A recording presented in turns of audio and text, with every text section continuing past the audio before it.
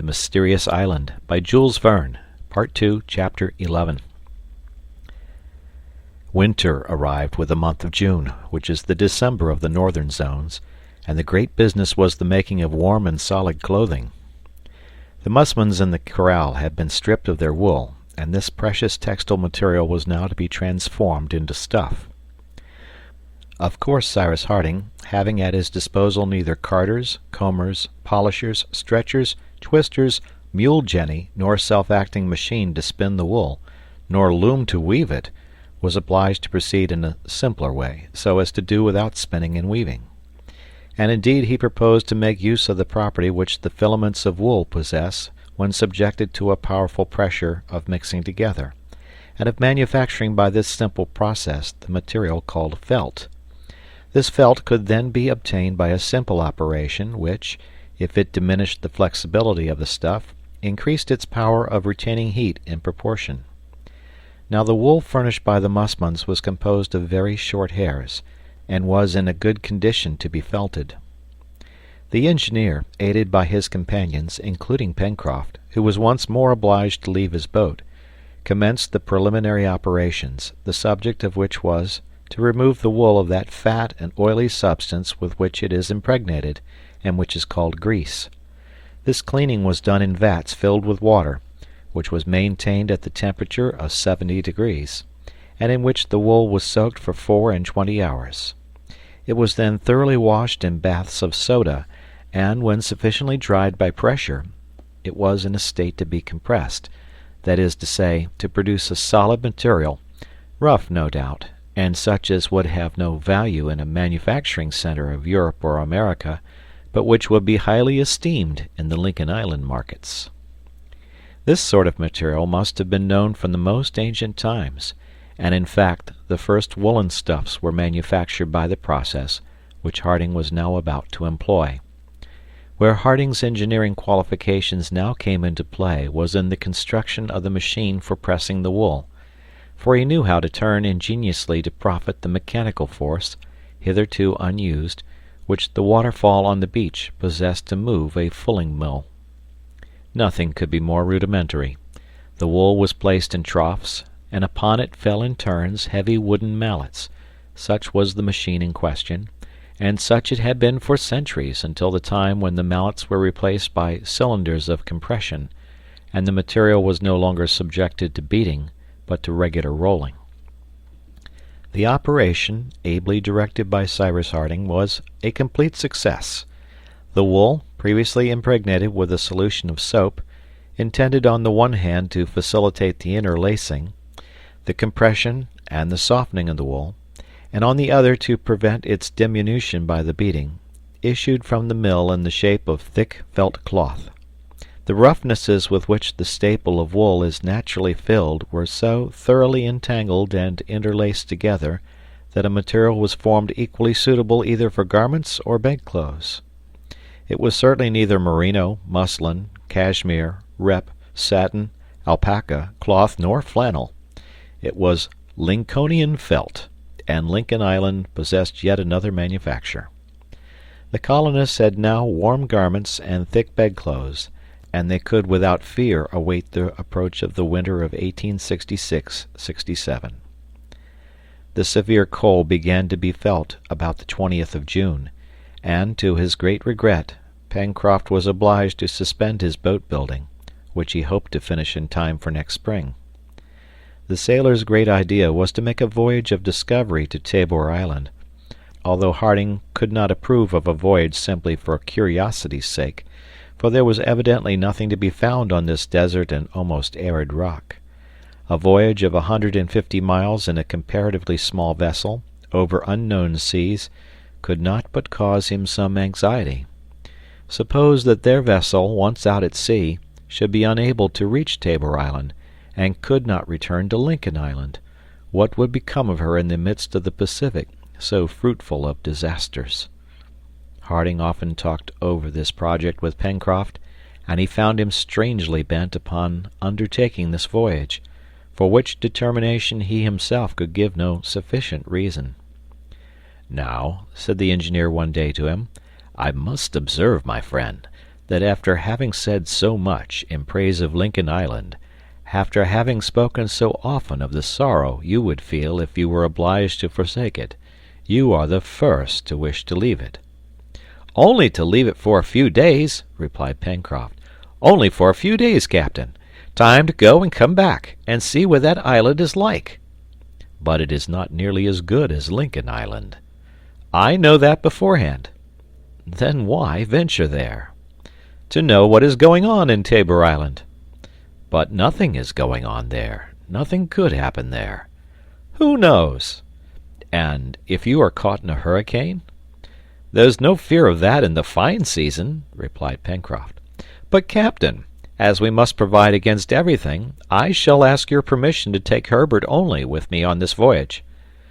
"Pencroft," replied the engineer, placing his hand on the sailor's shoulder, "if any misfortune happens to you, or to this lad, whom chance has made our child, do you think we could ever cease to blame ourselves?" "Captain Harding," replied Pencroft with unshaken confidence, "we shall not cause you that sorrow. Besides, we will speak further of this voyage when the time comes to make it.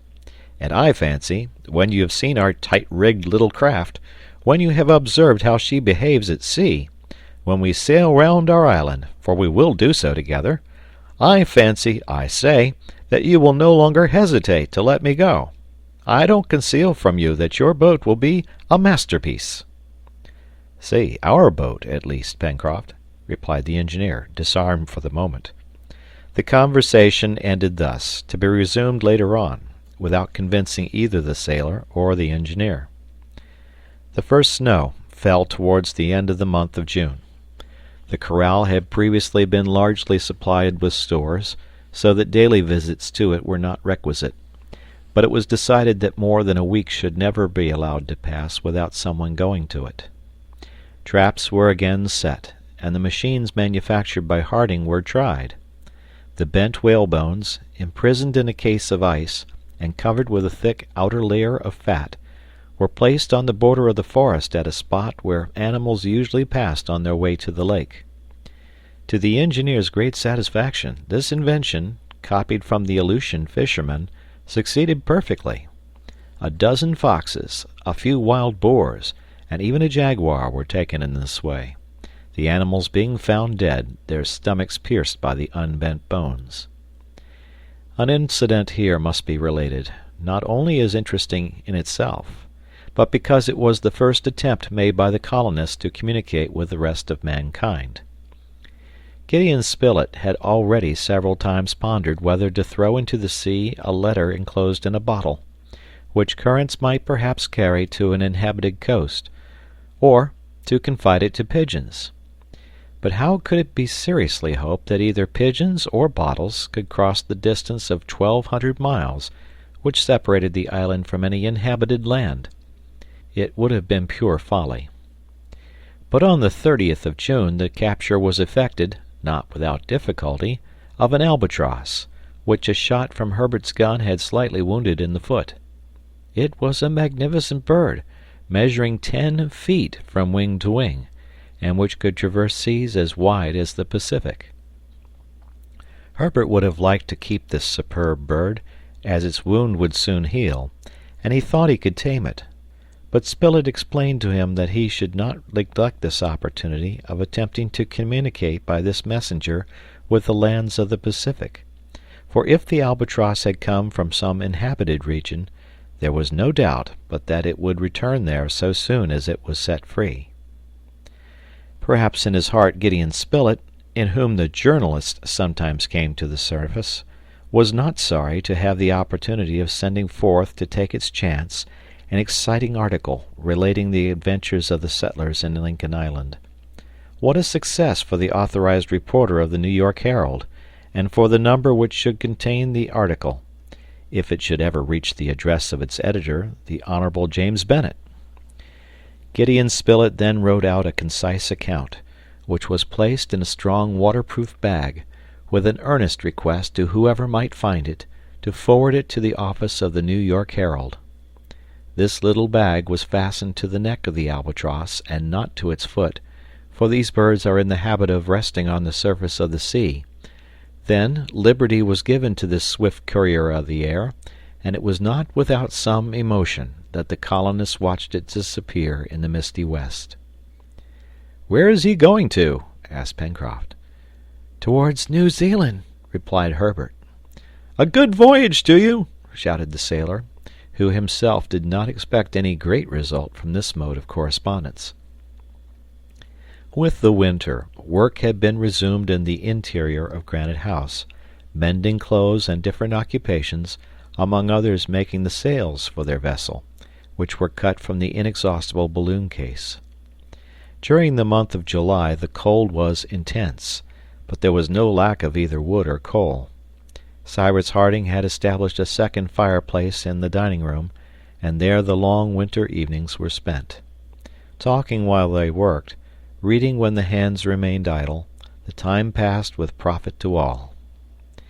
It was real enjoyment to the settlers when in their room, well lighted with candles, well warmed with coal, after a good dinner, elderberry coffee smoking in the cups, the pipes giving forth an odoriferous smoke, they could hear the storm howling without. Their comfort would have been complete, if complete comfort could ever exist for those who are far from their fellow creatures, and without any means of communication with them. They often talked of their country, of the friends whom they had left, of the grandeur of the American Republic, whose influence could not but increase. And Cyrus Harding, who had been much mixed up with the affairs of the Union, greatly interested his auditors by his recitals, his views, and his prognostics. It chanced one day that Spilett was led to say, "But now, my dear Cyrus, all this industrial and commercial movement to which you predict a continual advance, does it not run the danger of being sooner or later completely stopped?" "Stopped? And by what?" "By the want of coal, which may justly be called the most precious of minerals." "Yes, the most precious indeed," replied the engineer.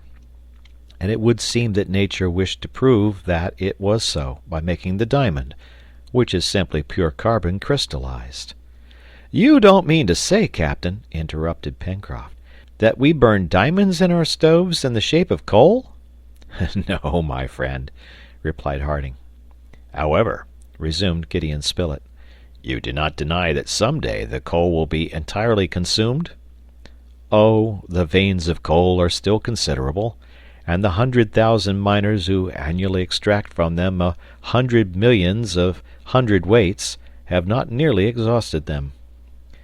"With the continuing consumption of coal," replied Gideon Spilett, "it can be foreseen that the 100,000 workmen will soon become 200,000, and that the rate of extraction will be doubled."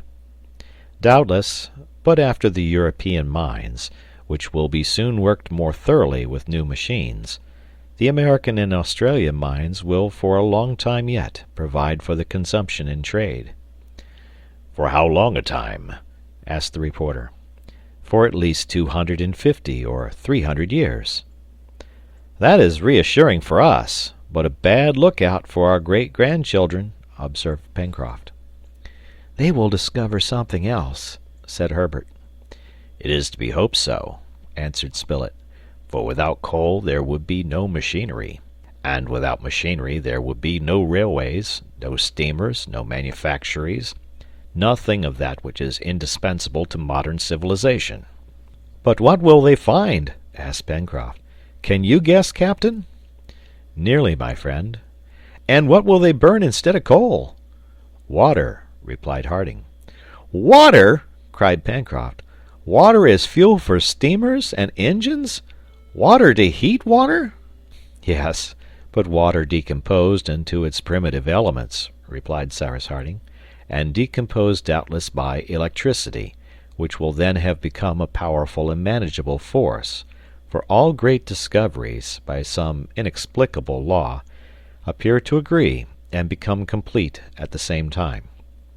Yes, my friends, I believe that water will one day be employed as fuel, the hydrogen and oxygen which constitute it, used singly or together, will furnish an inexhaustible source of heat and light, of an intensity of which coal is not capable. Some day the coal rooms of steamers and the tenders of locomotives will, instead of coal, be stored with these two condensed gases, which will burn in the furnaces with enormous calorific power. There is therefore nothing to fear. As long as the earth is inhabited, it will supply the wants of its inhabitants, and there will be no want of either light or heat as long as the productions of the vegetable, mineral, or animal kingdoms do not fail us.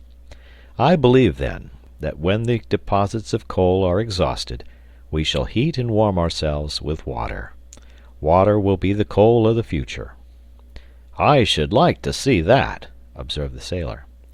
"You were born too soon, Pencroft," returned Neb, who only took part in the discussion by these words. However, it was not Neb's speech which interrupted the conversation, but Top's barking, which broke out again with that strange intonation which had before perplexed the engineer. At the same time Top began to run round the mouth of the well, which opened at the extremity of the interior passage. "What can Top be barking in that way for?" asked Pencroft. "And Jupe be growling like that," added Herbert. In fact, the orang, joining the dog, gave unequivocal signs of agitation, and, singular to say, the two animals appeared more uneasy than angry. "It is evident," said Gideon Spilett, "that this well is in direct communication with the sea, and that some marine animal comes from time to time to breathe at the bottom." "That's evident," replied the sailor, "and there can be no other explanation to give.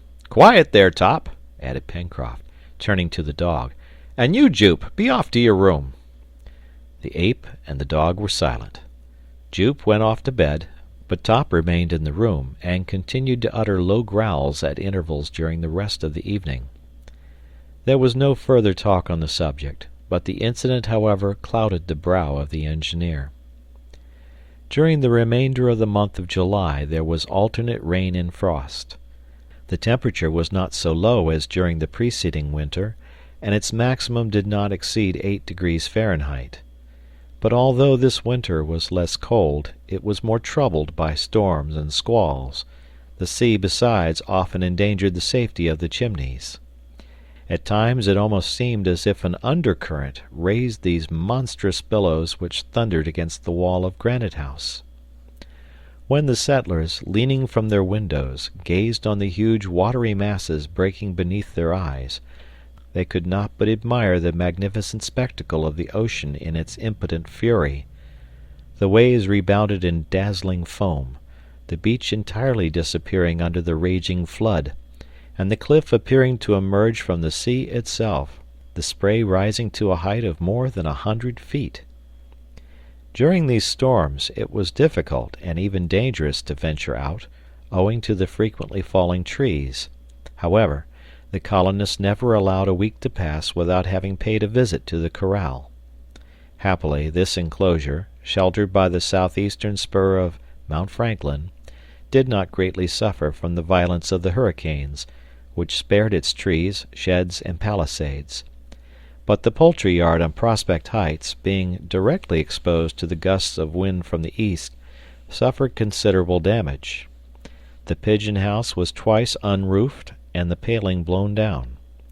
All this required to be remade more solidly than before, for, as may be clearly seen, Lincoln Island was situated in one of the most dangerous parts of the Pacific.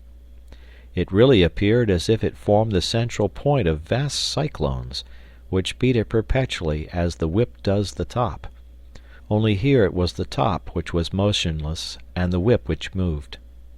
During the first week of the month of August, the weather became more moderate, and the atmosphere recovered the calm which it appeared to have lost forever. With the calm, the cold again became intense, and the thermometer fell to 8 degrees Fahrenheit below zero. On the 3rd of August, an excursion which had been talked of for several days was made into the southeastern part of the island, towards Tadorn Marsh. The hunters were tempted by the aquatic game which took up their winter quarters there. Wild duck, snipe, teal, and grebe abounded there, and it was agreed that a day should be devoted to an expedition against these birds. Not only Gideon Spilett and Herbert, but Pencroft and Neb also took part in this excursion. Cyrus Harding alone, alleging some work as an excuse, did not join them, but remained at Granite House. The hunters proceeded in the direction of Port Balloon in order to reach the marsh, after having promised to be back by the evening. Top and Jup accompanied them. As soon as they had passed over the Mercy Bridge, the engineer raised it and returned, intending to put into execution a project for the performance of which he wished to be alone. Now this project was to minutely explore the interior well, the mouth of which was on a level with the passage of Granite House, and which communicated with the sea, since it formerly supplied a way to the waters of the lake. Why did Top so often run around this opening? Why did he utter such strange barks when a sort of uneasiness seemed to draw him towards this well? Why did Jup join Top in a sort of common anxiety? Had this well branches besides the communication with the sea? Did it spread towards other parts of the island? This is what Cyrus Harding wished to know. He had resolved, therefore, to attempt the exploration of the well during the absence of his companions, and an opportunity for doing so had now presented itself. It was easy to descend to the bottom of the well by employing the rope ladder, which had not been used since the establishment of the lift. The engineer drew the ladder to the hole, the diameter of which measured nearly 6 feet, and allowed it to unroll itself after having securely fastened its upper extremity. Then, having lighted a lantern, taken a revolver, and placed a cutlass in his belt, he began the descent. The sides were everywhere entire, but points of rock jutted out here and there, and by means of these points it would have been quite possible for an active creature to climb to the mouth of the well. The engineer remarked this, but although he carefully examined these points by the light of his lantern, he could find no impression, no fracture which could give any reason to suppose that they had either recently or at any former time been used as a staircase. Cyrus Harding descended deeper, throwing the light of his lantern on all sides. He saw nothing suspicious. When the engineer had reached the last rounds he came upon the water, which was then perfectly calm.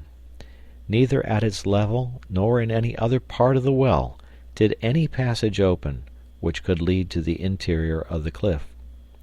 The wall which Harding struck with the hilt of his cutlass sounded solid.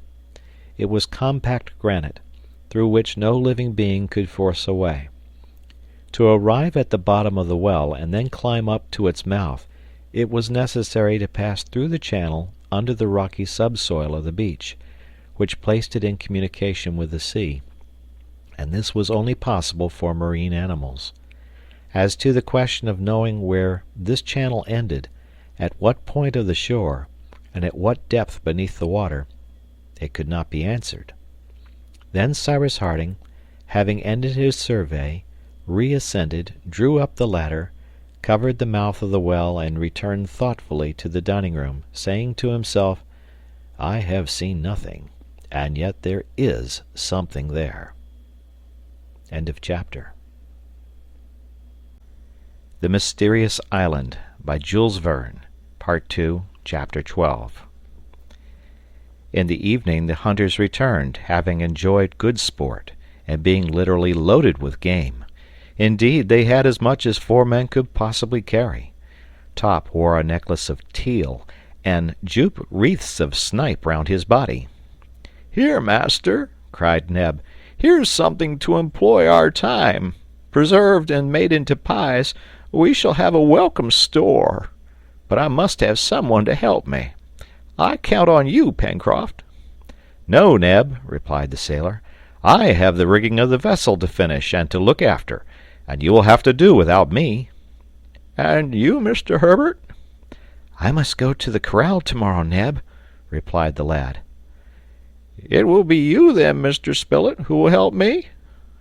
"To oblige you, Neb, I will," replied the reporter. "But I warn you that if you disclose your recipes to me, I shall publish them." "Whenever you like, Mr. Spilett," replied Neb. "Whenever you like." And so the next day Gideon Spilett became Neb's assistant, and was installed in his culinary laboratory. The engineer had previously made known to him the result of the exploration which he had made the day before, and on this point the reporter shared Harding's opinion, that although he had found nothing, a secret still remained to be discovered. The frost continued for another week, and the settlers did not leave Granite House unless to look after the poultry yard. The dwelling was filled with appetizing odors, which were emitted from the learned manipulation of Neb and the reporter. But all the results of the chase were not made into preserved provisions, and as the game kept perfectly in the intense cold, wild duck and other fowl were eaten fresh, and declared superior to all other aquatic birds in the known world. During this week, Pencroft, aided by Herbert, who handled the sailmaker's needle with much skill, worked with such energy that the sails of the vessel were finished. There was no want of cordage. Thanks to the rigging which had been discovered with the case of the balloon, the ropes and cables from the net were all of good quality, and the sailor turned them all to account. To the sails were attached strong bolt ropes, and there still remained enough from which to make the halyards, shrouds, and sheets, etc. The blocks were manufactured by Cyrus Harding under Pencroft's directions by means of the turning lathe. It therefore happened that the rigging was entirely prepared before the vessel was finished. Pencroft also manufactured a flag, that flag so dear to every true American, containing the stars and stripes of their glorious Union. The colors for it were supplied from certain plants used in dyeing, and which were very abundant in the island. Only to the 37 stars, representing the 37 states of the Union, which shine on the American flag, the sailor added a 38th, the star of the state of Lincoln, for he considered his island as already united to the great republic. "And," said he, "it is so already in heart, if not in deed." In the meantime, the flag was hoisted at the central window of Granite House, and the settlers saluted it with 3 cheers. The cold season was now almost at an end, and it appeared as if this second winter was to pass without any unusual occurrence, when on the night of the 11th of August the plateau of Prospect Heights was menaced with complete destruction. After a busy day the colonists were sleeping soundly, when towards 4 o'clock in the morning they were suddenly awakened by Top's barking. The dog was not this time barking near the mouth of the well, but at the threshold of the door, at which he was scratching as if he wished to burst it open. Jup was also uttering piercing cries. "Hello, Top!" cried Neb, who was the first awake. But the dog continued to bark more furiously than ever. "What's the matter now?" asked Harding. And all, dressing in haste, rushed to the windows, which they opened. Beneath their eyes was spread a sheet of snow which looked gray in the dim light. The settlers could see nothing, but they heard a singular yelping noise away in the darkness. It was evident that the beach had been invaded by a number of animals which could not be seen. "What are they?" cried Pencroft. "Wolves, jaguars, or apes?" replied Neb. "They have nearly reached the plateau," said the reporter. "And our poultry yard!" exclaimed Herbert. "And our garden!" "Where can they have crossed?" asked Pencroft. "They must have crossed the bridge on the shore," replied the engineer, "which one of us must have forgotten to close." "True," said Spilett. "I remember having left it open." "A fine job you've made of it, Mr. Spilett!" cried the sailor. "What is done cannot be undone," replied Cyrus Harding. "We must consult what it will now be best to do." Such were the questions and answers which were rapidly exchanged between Harding and his companions.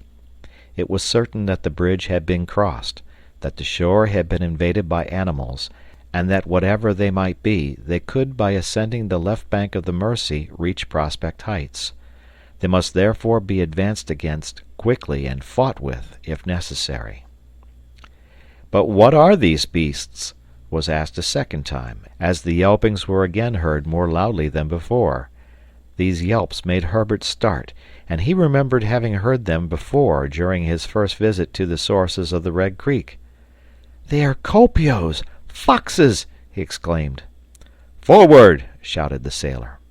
And all arming themselves with hatchets, carbines, and revolvers, threw themselves into the lift and soon set foot on the shore.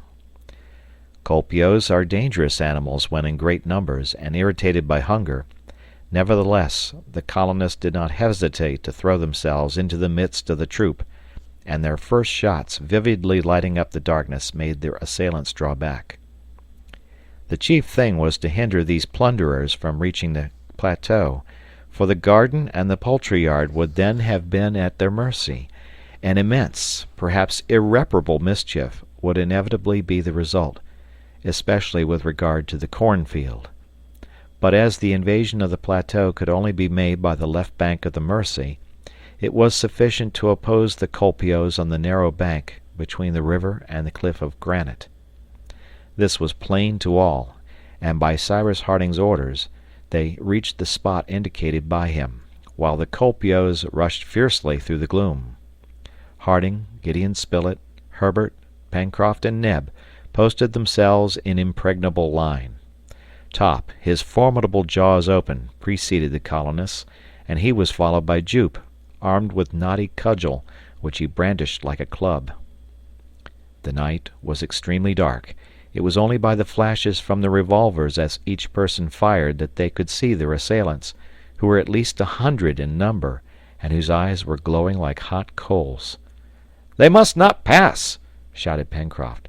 "They shall not pass!" returned the engineer. But if they did not pass, it was not for want of having attempted it. Those in the rear pushed on the foremost assailants, and it was an incessant struggle with revolvers and hatchets.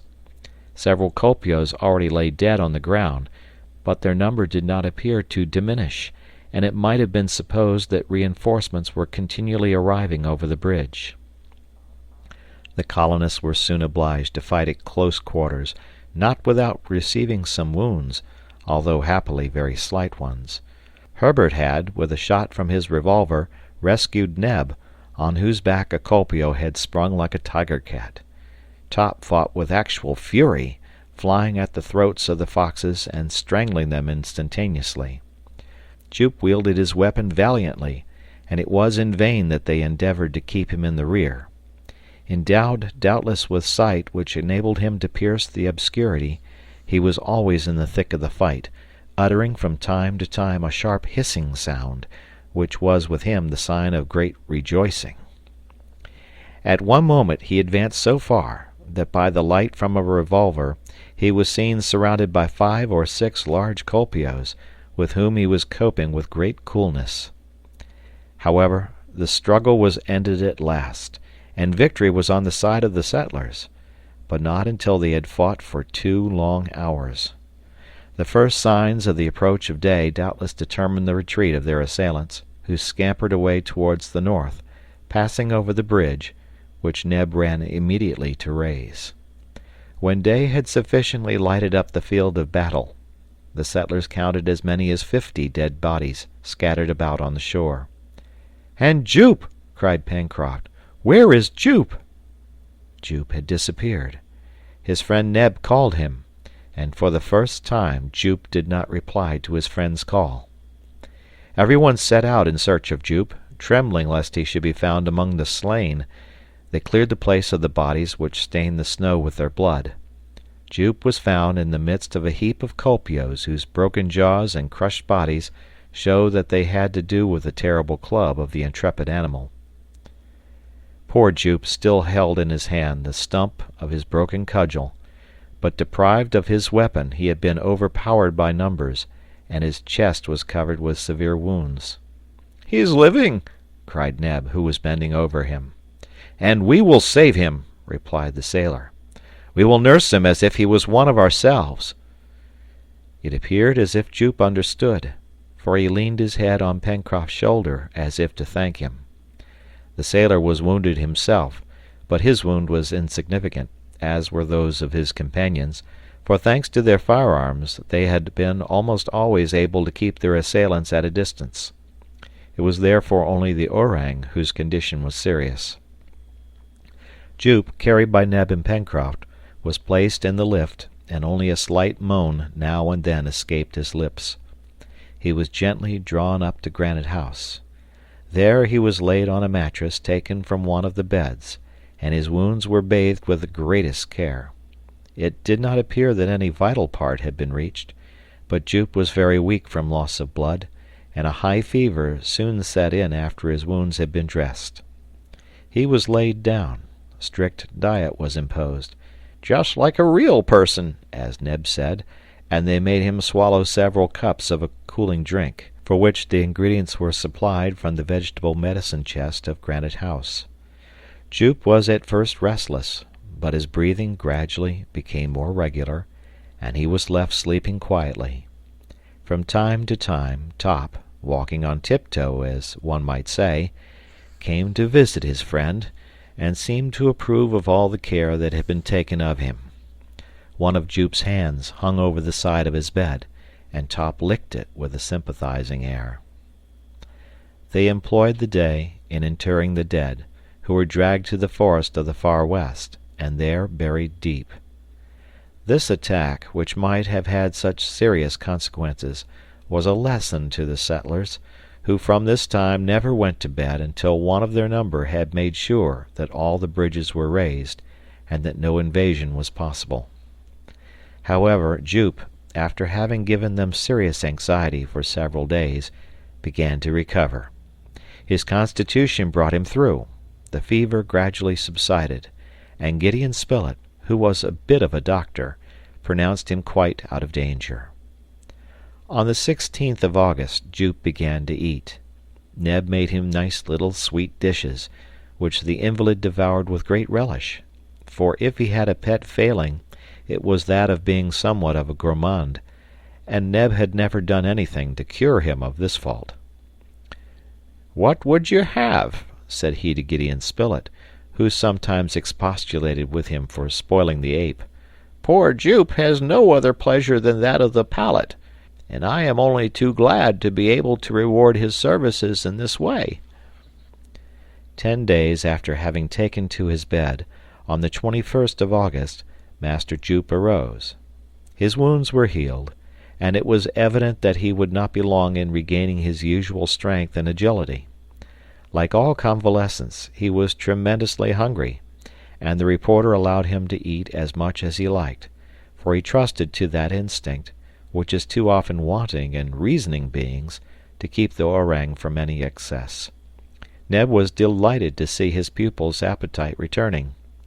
"Eat away, my Jupe," said he, "and don't spare anything. You have shed your blood for us, and it is the least I can do to make you strong again." On the 25th of August Neb's voice was heard calling to his companions, "Captain, Mr. Spilett, Mr. Herbert, Pencroft, come, come!" The colonists, who were together in the dining-room, rose at Neb's call, who was then in Jupe's room. "What's the matter?" asked the reporter. "Look!" replied Neb, with a shout of laughter. And what did they see? Master Jupe smoking calmly and seriously, sitting cross-legged like a Turk at the entrance to Granite House. "My pipe!" cried Pencroft. "He has taken my pipe!" "Hello, my honest Jupe! I make you a present of it. Smoke away, old boy, smoke away!" And Jupe gravely puffed out clouds of smoke, which seemed to give him great satisfaction. Harding did not appear to be much astonished at this incident, and he cited several examples of tame apes, to whom the use of tobacco had become quite familiar. But from this day Master Jupe had a pipe of his own, the sailor's X-pipe, which was hung in his room near his store of tobacco. He filled it himself, lighted it with a glowing coal, and appeared to be the happiest of quadrumana. It may readily be understood that this similarity of tastes of Jupe and Pencroft served to tighten the bonds of friendship which already existed between the honest ape and the worthy sailor. "Perhaps he's really a man," said Pencroft sometimes to Neb. "Should you be surprised to hear him beginning to speak to us some day?" "My word, no!" replied Neb. What astonishes me is that he hasn't spoken to us before, for now he wants nothing but speech." "It would amuse me all the same," resumed the sailor, "if some fine day he said to me, 'Suppose we change pipes, Pencroft?'"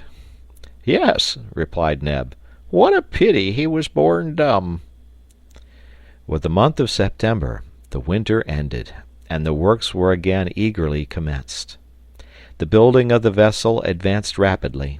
She was already completely decked over, and all the inside parts of the hull were firmly united with ribs bent by means of steam, which answered all the purposes of a mold.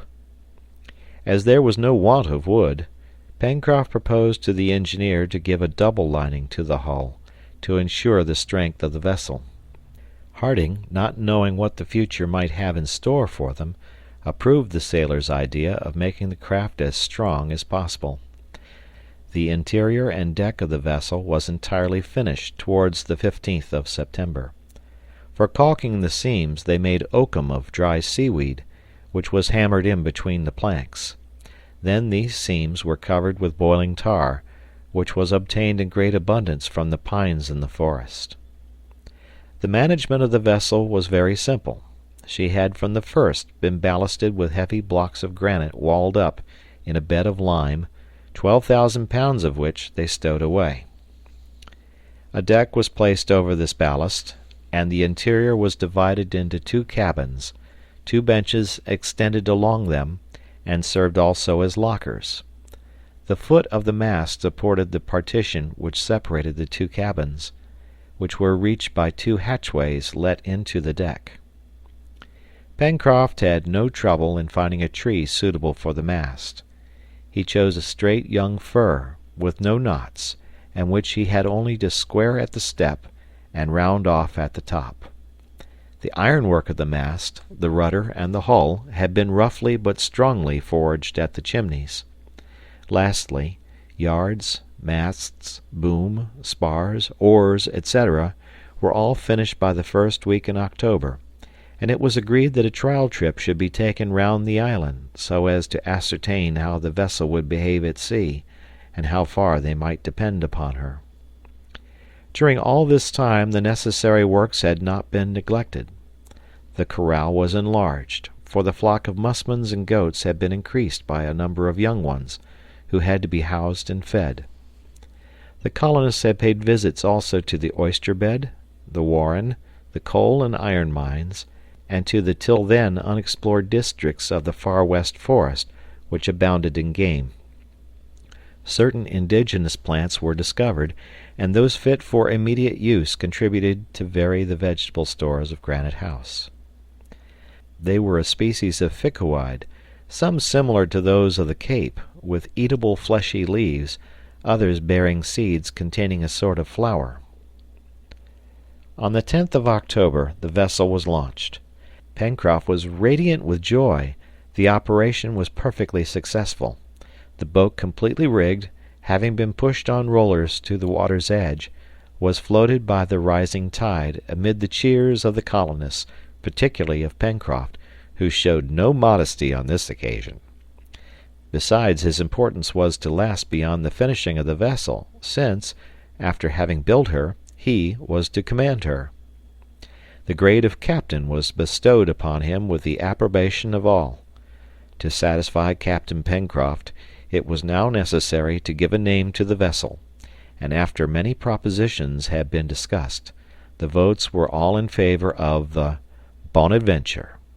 As soon as the Bonadventure had been lifted by the rising tide, it was seen that she lay evenly in the water and would be easily navigated. However, the trial trip was to be made that very day by an excursion off the coast. The weather was fine, the breeze fresh, and the sea smooth, especially towards the south coast, for the wind was blowing from the northwest. "All hands on board!" shouted Pencroft, but breakfast was first necessary, and it was thought best to take provisions on board, in the event of their excursion being prolonged until the evening. Cyrus Harding was equally anxious to try the vessel, the model of which had originated with him, although on the sailor's advice he had altered some parts of it, but he did not share Pencroft's confidence in her, and as the latter had not again spoken of the voyage to Tabor Island, Harding hoped he had given it up. He would have indeed great reluctance in letting 2 or 3 of his companions venture so far in so small a boat, which was not of more than 15 tons burden. At 10:30 everybody was on board, even Top and Jup, and Herbert weighed the anchor, which was fast in the sand near the mouth of the Mersey. The sail was hoisted, the Lincolnian flag floated from the masthead, and the Bonadventure, steered by Pencroft, stood out to sea. The wind blowing out of Union Bay, she ran before it, and thus showed her owners, much to their satisfaction, that she possessed a remarkably fast pair of heels, according to Pencroft's mode of speaking. After having doubled Flotsam Point and Claw Cape, the captain kept her close hauled, so as to sail along the southern coast of the island, when it was found she sailed admirably within 5 points of the wind. All hands were enchanted. They had a good vessel, which, in case of need, would be of great service to them, and with fine weather and a fresh breeze, the voyage promised to be charming. Pencroft now stood off the shore, 3 or 4 miles across from Port Balloon. The island then appeared in all its extent and under a new aspect, with the varied panorama of its shore from Claw Cape to Reptile End, the forests in which dark firs contrasted with the young foliage of other trees and overlooked the whole, and Mount Franklin, whose lofty head was still whitened with snow. "How beautiful it is!" cried Herbert. "Yes, our island is beautiful and good," replied Pencroft. "I love it as I love my poor mother. It received us poor and destitute, and now what is wanting for us 5 fellows who fell on it from the sky?" "Nothing," replied Neb. "Nothing, captain." And the 2 brave men gave 3 tremendous cheers in honor of their island. During all this time, Gideon Spilett, leaning against the mast, sketched the panorama which was developed before his eyes. Cyrus Harding gazed on it in silence. "Well, Captain Harding," asked Pencroft, "what do you think of our vessel?" "She appears to behave well," replied the engineer. "Good! And do you think now that she could undertake a voyage of some extent?" "What voyage, Pencroft?" "One to Tabor Island, for instance."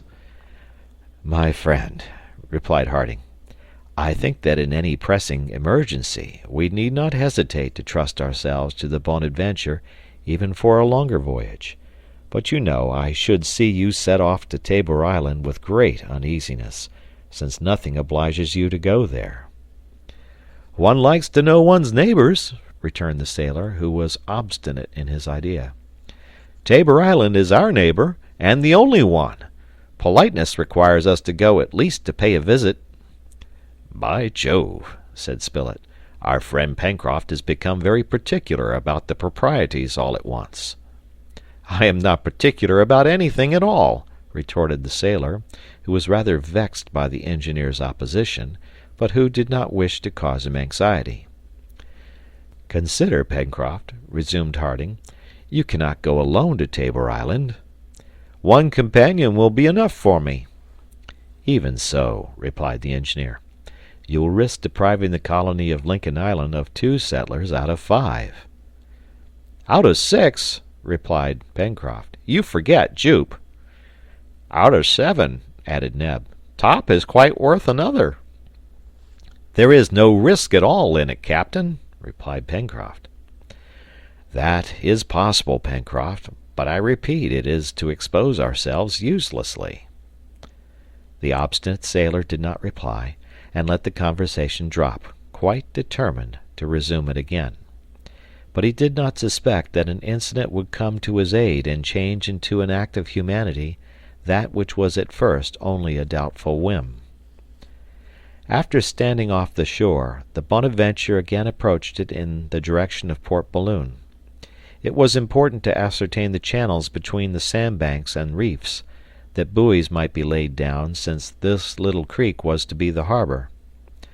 They were not more than half a mile from the coast, and it was necessary to tack to beat against the wind. The Bonadventure was then going at a very moderate rate, as the breeze, partly intercepted by the high land, scarcely swelled her sails, and the sea, smooth as glass, was only rippled now and then by passing gusts. Herbert had stationed himself in the bows that he might indicate the course to be followed among the channels, when all at once he shouted, "Luff, Pencroft, luff!" "What's the matter?" replied the sailor. "A rock?" "No. Wait," said Herbert. "I don't quite see. Luff again.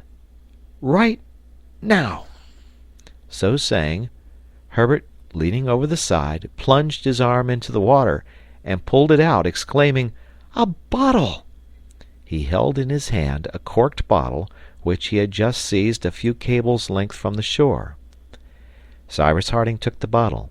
Without uttering a single word, he drew the cork, and took from it a damp paper, on which were written these words: "Castaway, Tabor Island, 153 degrees west longitude, 37 degrees 11 minutes south latitude." End of chapter. The Mysterious Island, by Jules Verne. Part 2, Chapter 13. "A castaway!" exclaimed Pencroft. "Left on this Tabor Island not 200 miles from us! Ah, Captain Harding, you won't now oppose my going?" "No, Pencroft," replied Cyrus Harding, "and you shall set out as soon as possible." "Tomorrow?" "Tomorrow." The engineer still held in his hand the paper which he had taken from the bottle. He contemplated it for some instants, then resumed. "From this document, my friends, from the way in which it is worded, we may conclude this: first, that the castaway on Tabor Island is a man possessing a considerable knowledge of navigation, since he gives the latitude and longitude of the island exactly as we ourselves found it, and to a second of approximation. Secondly, that he is either English or American, as the document is written in the English language." "That is perfectly logical," answered Spilett, "and the presence of this castaway explains the arrival of the case on the shores of our island. There must have been a wreck, since there is a castaway. As to the latter, whoever he may be, it is lucky for him that Pencroft thought of building this boat and of trying her this very day, for a day later and this bottle might have been broken on the rocks." "Indeed," said Herbert, "it is a fortunate chance that the Bonadventure passed exactly where the bottle was still floating." "Does this not appear strange to you?" asked Harding of Pencroft. "It appears fortunate, that's all," answered the sailor. "Do you see anything extraordinary in it, Captain? The bottle must go somewhere, and why not here as well as anywhere else?" "Perhaps you are right, Pencroft," replied the engineer. "And yet—" "But," observed Herbert, "there's nothing to prove that this bottle has been floating long in the sea." "Nothing," replied Gideon Spilett, "and the document appears even to have been recently written. What do you think about it, Cyrus?" During this conversation Pencroft had not remained inactive. He had put the vessel about, and the Bonadventure, all sails set, was running rapidly towards Claw Cape. Everyone was thinking of the castaway on Tabor Island. Should they be in time to save him? This was a great event in the life of the colonists. They themselves were but castaways, but it was to be feared that another might not have been so fortunate, and their duty was to go to his succor. Claw Cape was doubled, and about 4 o'clock the Bonadventure dropped her anchor at the mouth of the Mersey. That same evening the arrangements for the new expedition were made. It appeared best that Pencroft and Herbert, who knew how to work the vessel, should undertake the voyage alone. By setting out the next day, the 10th of October, they would arrive on the 13th, for with the present wind it would not take more than 48 hours to make this passage of 150 miles. 1 day in the island, 3 or 4 to return. They might hope, therefore, that on the 17th they would again reach Lincoln Island. The weather was fine, the barometer was rising, the wind appeared settled. Everything then was in favor of these brave men whom an act of humanity was taking far from their island.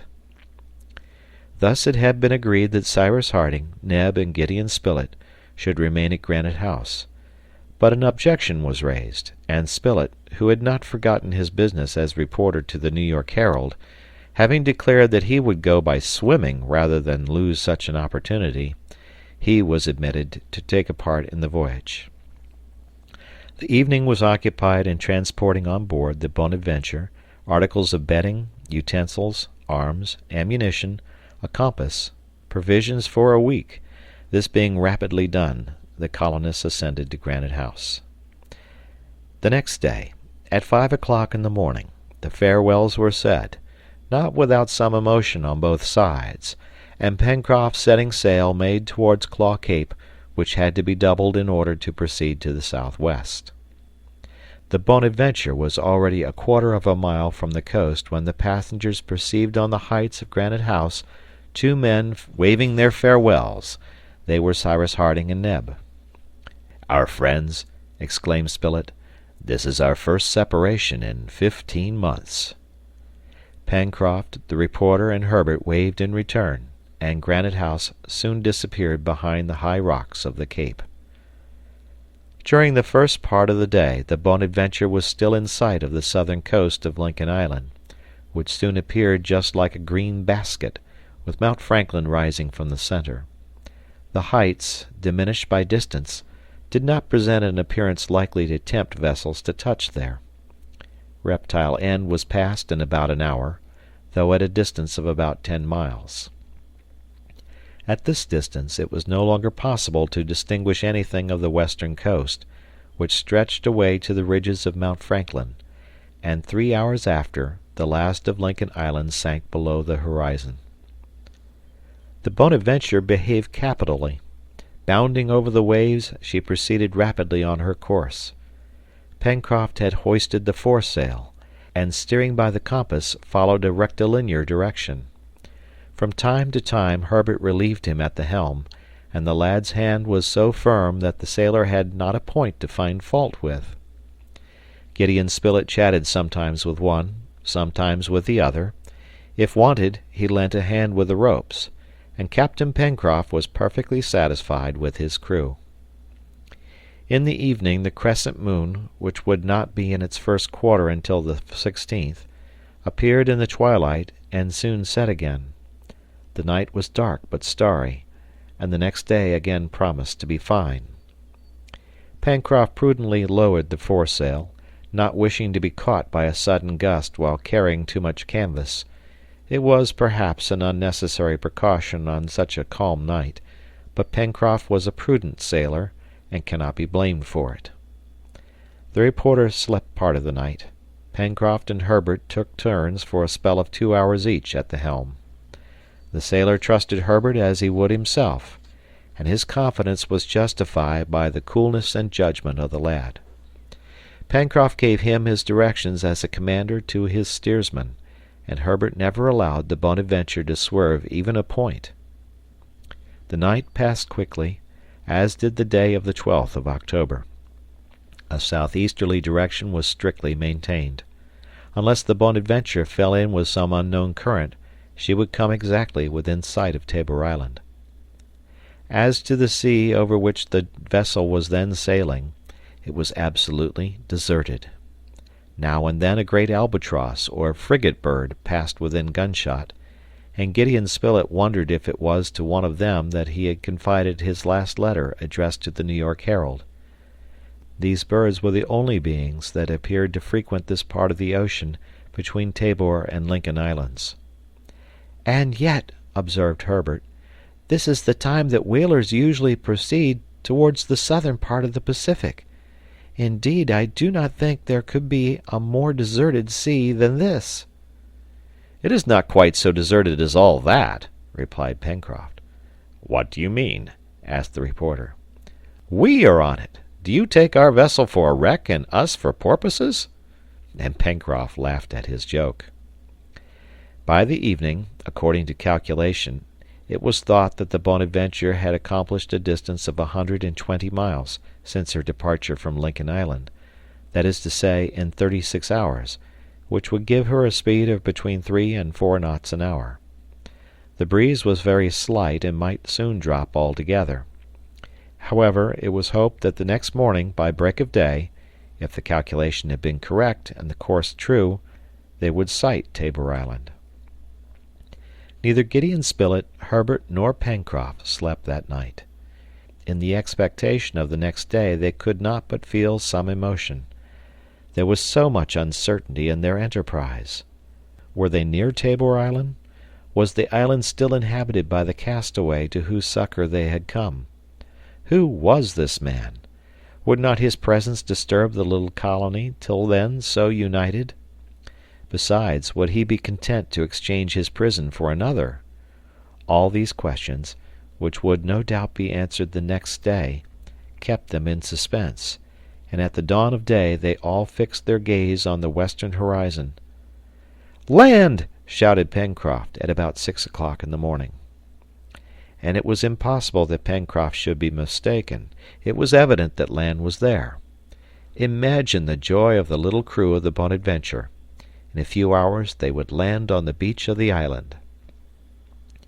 The low coast of Tabor Island, scarcely emerging from the sea, was not more than 15 miles distant.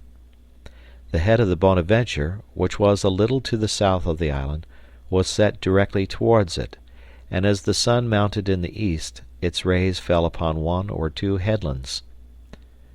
"This is a much less important isle than Lincoln Island," observed Herbert, "and is probably due like ours to some submarine convulsion."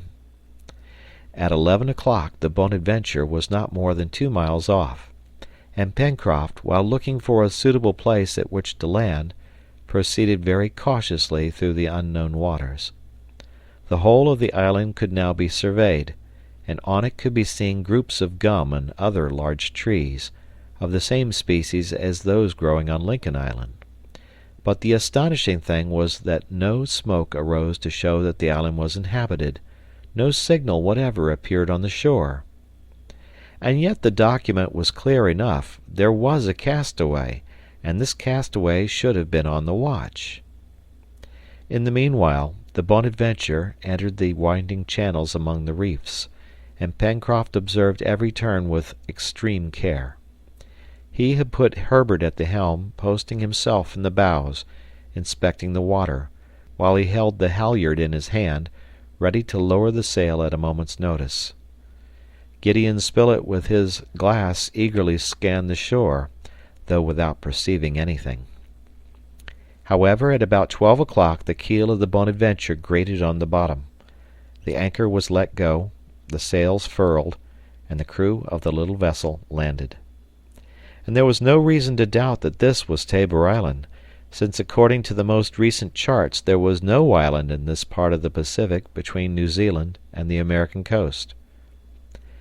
The vessel was securely moored, so that there should be no danger of her being carried away by the receding tide. Then Pencroft and his companions, well armed, ascended the shore, so as to gain an elevation of about 250 or 300 feet, which rose at a distance of half a mile. "From the summit of that hill," said Spilett, "we can no doubt obtain a complete view of the island, which will greatly facilitate our search." "So as to do here," replied Herbert, "that which Captain Harding did the very first thing on Lincoln Island, by climbing Mount Franklin." "Exactly so," answered the reporter, "and it is the best plan." While thus talking, the explorers had advanced along a clearing which terminated at the foot of the hill. Flocks of rock pigeons and sea swallows, similar to those of Lincoln Island, fluttered around them.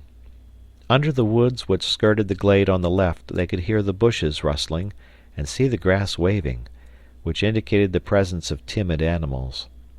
But still nothing to show that the island was inhabited. Arrived at the foot of the hill, Pencroft, Spilett, and Herbert climbed it in a few minutes, and gazed anxiously round the horizon. They were on an islet, which did not measure more than 6 miles in circumference, its shape not much bordered by capes or promontories, bays or creeks, being a lengthened oval. All around, the lonely sea extended to the limits of the horizon. No land nor even a sail was in sight. This woody islet did not offer the varied aspects of Lincoln Island, arid and wild in one part, but fertile and rich in the other. On the contrary, this was a uniform mass of verdure, out of which rose 2 or 3 hills of no great height. Obliquely to the oval of the island ran a stream through a wide meadow falling into the sea on the west by a narrow mouth. "The domain is limited," said Herbert. "Yes," rejoined Pencroft. "It would have been too small for us." "And moreover," said the reporter, "it appears to be uninhabited." "Indeed," answered Herbert, "nothing here betrays the presence of man." "Let us go down," said Pencroft, "and search." The sailor and his 2 companions returned to the shore, to the place where they had left the Bonadventure. They had decided to make the tour of the island on foot, before exploring the interior, so that not a spot should escape their investigations. The beach was easy to follow, and only in some places was their way barred by large rocks, which, however, they easily passed around. The explorers proceeded towards the south, disturbing numerous flocks of sea-birds and herds of seals, which threw themselves into the sea as soon as they saw the strangers at a distance. "Those beasts yonder," observed the reporter, "do not see men for the first time. They fear them. Therefore they must know them." An hour after their departure they arrived on the southern point of the islet, terminated by a sharp cape, and proceeded towards the north along the western coast, equally formed by sand and rocks, the background bordered with thick woods. There was not a trace of a habitation in any part, not the print of a human foot on the shore of the island, which after 4 hours' walking had gone completely round. It was, to say the least, very extraordinary, and they were compelled to believe that Tabor Island was not or was no longer inhabited. Perhaps, after all, the document was already several months or several years old, and it was possible, in this case, either that the castaway had been enabled to return to his country, or that he had died of misery. Pencroft, Spilett, and Herbert, forming more or less probable conjectures, dined rapidly on board the Bonadventure, so as to be able to continue their excursion until nightfall. This was done at 5 o'clock in the evening, at which hour they entered the wood. Numerous animals fled at their approach, being principally, one might say, only goats and pigs, which were obviously European species. Doubtless some whaler had landed them on the island, where they had rapidly increased. Herbert resolved to catch 1 or 2 living and take them back to Lincoln Island. It was no longer doubtful that men at some period or other had visited this islet, and this became still more evident when paths appeared trodden through the forest, felled trees, and everywhere traces of the hand of man. But the trees were becoming rotten, and had been felled many years ago. The marks of the axe were velveted with moss, and the grass grew long and thick on the paths, so that it was difficult to find them. "But," observed Gideon Spilett, "this not only proves that men have landed on the island, but also that they lived on it for some time. Now, who were these men? How many of them remain?" "The document," said Herbert, "only spoke of 1 castaway." "Well, if he is still on the island," replied Pencroft, "it is impossible but that we shall find him." The exploration was continued. The sailor and his companions naturally followed the route which cut diagonally across the island, and they were thus obliged to follow the stream which flowed towards the sea. If the animals of European origin, if works due to a human hand, showed incontestably that men had already visited the island, several specimens of the vegetable kingdom did not prove it less. In some places, in the midst of clearings, it was evident that the soil had been planted with culinary plants, at probably the same distant period. What, then, was Herbert's joy when he recognized potatoes, chicory, sorrel, carrots, cabbages, and turnips, of which it was sufficient to collect the seed to enrich the soil of Lincoln Island. "Capital! Jolly!" exclaimed Pencroft. That will suit Neb as well as us. Even if we do not find the castaway, at least our voyage will not have been useless, and God will have rewarded us." "Doubtless," replied Gideon Spilett. "But to see the state in which we find these plantations, it is to be feared that the island has not been inhabited for some time." "Indeed," answered Herbert, "an inhabitant, whoever he was, could not have neglected such an important culture." "Yes," said Pencroft, "the castaway has gone." "We must suppose so." "It must then be admitted that the document has already a distant date?" "Evidently." "And that the bottle only arrived at Lincoln Island after having floated in the sea a long time." "Why not?" returned Pencroft. "But night is coming on," added he, "and I think that it will be best to give up the search for the present." "Let us go on board, and tomorrow we will begin again," said the reporter. This was the wisest course, and it was about to be followed, when Herbert, pointing to a confused mass among the trees, exclaimed, "A hut!" All three immediately ran towards the dwelling. In the twilight it was just possible to see that it was built of planks and covered with a thick tarpaulin. The half-closed door was pushed open by Pencroft, who entered with a rapid step. The hut was empty. End of chapter. The Mysterious Island, by Jules Verne, Part 2, Chapter 14. Pencroft, Herbert, and Gideon Spilett remained silent in the midst of the darkness. Pencroft shouted loudly. No reply was made. The sailor then struck a light and set fire to a twig. This lighted for a minute a small room, which appeared perfectly empty. At the back was a rude fireplace, with a few cold cinders, supporting an armful of dry wood. Pencroft threw the blazing twig on it. The wood crackled and gave forth a bright light. The sailor and his two companions then perceived a disordered bed, of which the damp and yellow coverlets proved that it had not been used for a long time. In the corner of the fireplace were two kettles, covered with rust, and an overthrown pot. A cupboard, with a few mouldy sailor's clothes. On the table a tin plate and a Bible, eaten away by damp. In a corner a few tools, a spade, pickaxe, two fowling pieces, one of which was broken. On a plank, forming a shelf, stood a barrel of powder, still untouched, a barrel of shot, and several boxes of caps, all thickly covered with dust, accumulated perhaps by many long years. "There is no one here," said the reporter. "No one," replied Pencroft. "It is a long time since this room has been inhabited," observed Herbert. "Yes, a very long time," answered the reporter. "Mr. Spilett," then said Pencroft, "instead of returning on board, I think it would be well to pass the night in this hut." "You are right, Pencroft," answered Gideon Spilett, "and if its owner returns, well, perhaps he will not be sorry to find the place taken possession of."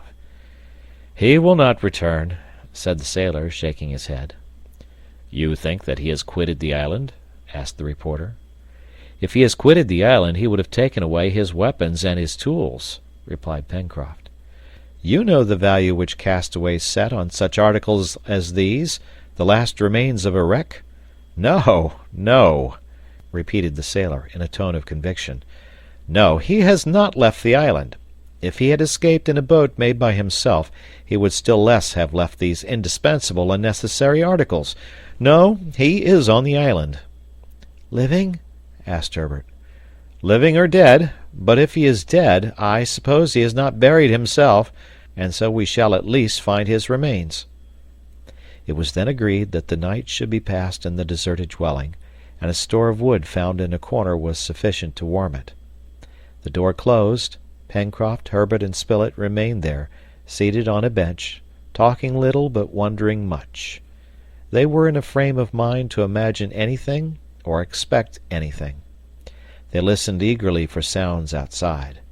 The door might be opened suddenly, and a man presented himself to them without their being in the least surprised, notwithstanding all that the hut revealed of abandonment, and they had their hands ready to press the hands of this man, this castaway, this unknown friend, for whom friends were waiting. But no voice was heard. The door did not open. The hours thus passed away. How long the night appeared to the sailor and his companions! Herbert alone slept for 2 hours, for at his age sleep is a necessity. They were all three anxious to continue their exploration of the day before, and to search the most secret recesses of the islet. The inferences deduced by Pencroft were perfectly reasonable, and it was nearly certain that, as the hut was deserted, and the tools, utensils, and weapons were still there, the owner had succumbed. It was agreed, therefore, that they should search for his remains, and give them at least Christian burial. Day dawned. Pencroft and his companions immediately proceeded to survey the dwelling. It had certainly been built in a favorable situation, at the back of a little hill, sheltered by 5 or 6 magnificent gum trees. Before its front and through the trees the axe had prepared a wide clearing, which allowed the view to extend to the sea. Beyond a lawn, surrounded by a wooden fence falling to pieces, was the shore, on the left of which was the mouth of the stream. The hut had been made of planks, and it was easy to see that these planks had been obtained from the hull or deck of a ship. It was probable that a disabled vessel had been cast on the coast of the island, that one at least of the crew had been saved, and that by means of the wreck this man, having tools at his disposal, had built the dwelling. And this became still more evident when Gideon Spilett, after having walked around the hut, saw on a plank, probably one of those which had formed the armor of the wrecked vessel, these letters already half effaced: B.R. T.A.N. A. "Britannia!" exclaimed Pencroft, whom the reporter had called. "It is a common name for ships, and I could not say if she was English or American." "It matters very little, Pencroft." "Very little indeed," answered the sailor, "and we will save the survivor of her crew, if he is still living, to whatever country he may belong. But before beginning our search again, let us go on board the Bonadventure." A sort of uneasiness had seized Pencroft upon the subject of his vessel. Should the island be inhabited after all, and should some one have taken possession of her? But he shrugged his shoulders at such an unreasonable supposition. At any rate, the sailor was not sorry to go to breakfast on board. The road already trodden was not long, scarcely a mile. They set out on their walk, gazing into the wood and thickets through which goats and pigs fled in hundreds. 20 minutes after leaving the hut, Pencroft and his companions reached the western coast of the island, and saw the Bonadventure held fast by her anchor, which was buried deep in the sand. Pencroft could not restrain a sigh of satisfaction. After all, this vessel was his child, and it is the right of fathers to be often uneasy when there is no occasion for it. They returned on board, breakfasted, so that it should not be necessary to dine until very late. Then, the repast being ended, the exploration was continued and conducted with the most minute care. Indeed, it was very probable that the only inhabitant of the island had perished. It was therefore more for the traces of a dead than of a living man that Pencroft and his companions searched. But their searches were vain, and during the half of that day they sought to no purpose among the thickets of trees which covered the islet. There was then scarcely any doubt that, if the castaway was dead, no trace of his body now remained, but that some wild beast had probably devoured it to the last bone. "We will set off tomorrow at daybreak," said Pencroft to his two companions, as about 2 o'clock they were resting for a few minutes under the shade of a clump of firs. "I should think that we might without scruple take the utensils which belong to the castaway," added Herbert. "I think so too," returned Gideon Spilett, "and these arms and tools will make up the stores of Granite House. The supply of powder and shot is also most important." "Yes," replied Pencroft, "but we must not forget to capture a couple or two of these pigs, of which Lincoln Island is destitute." "Nor to gather those seeds," added Herbert, "which will give us all the vegetables of the Old and the New Worlds." "Then perhaps it would be best," said the reporter, "to remain a day longer on Tabor Island, so as to collect all that may be useful to us. "No, Mr. Spilett," answered Pencroft. "I will ask you to set off tomorrow at daybreak. The wind seems to me to be likely to shift to the west, and after having had a fair wind for coming, we shall have a fair wind for going back." "Then do not let us lose time," said Herbert, rising. "We won't waste time," returned Pencroft. "You, Herbert, go and gather the seeds, which you know better than we do. While you do that, Mr. Spilett and I will go and have a pig hunt, and even without Top I hope we shall manage to catch a few." Herbert accordingly took the path which led towards the cultivated part of the islet, while the sailor and the reporter entered the forest. Many specimens of the porcine race fled before them, and these animals, which were singularly active, did not appear to be in a humor to allow themselves to be approached. However, after an hour's chase, the hunters had just managed to get hold of a couple lying in a thicket, when cries were heard resounding from the north part of the island. With the cries were mingled terrible yells, in which there was nothing human. Pencroft and Gideon Spilett were at once on their feet, and the pigs by this movement began to run away, at the moment when the sailor was getting ready the rope to bind them.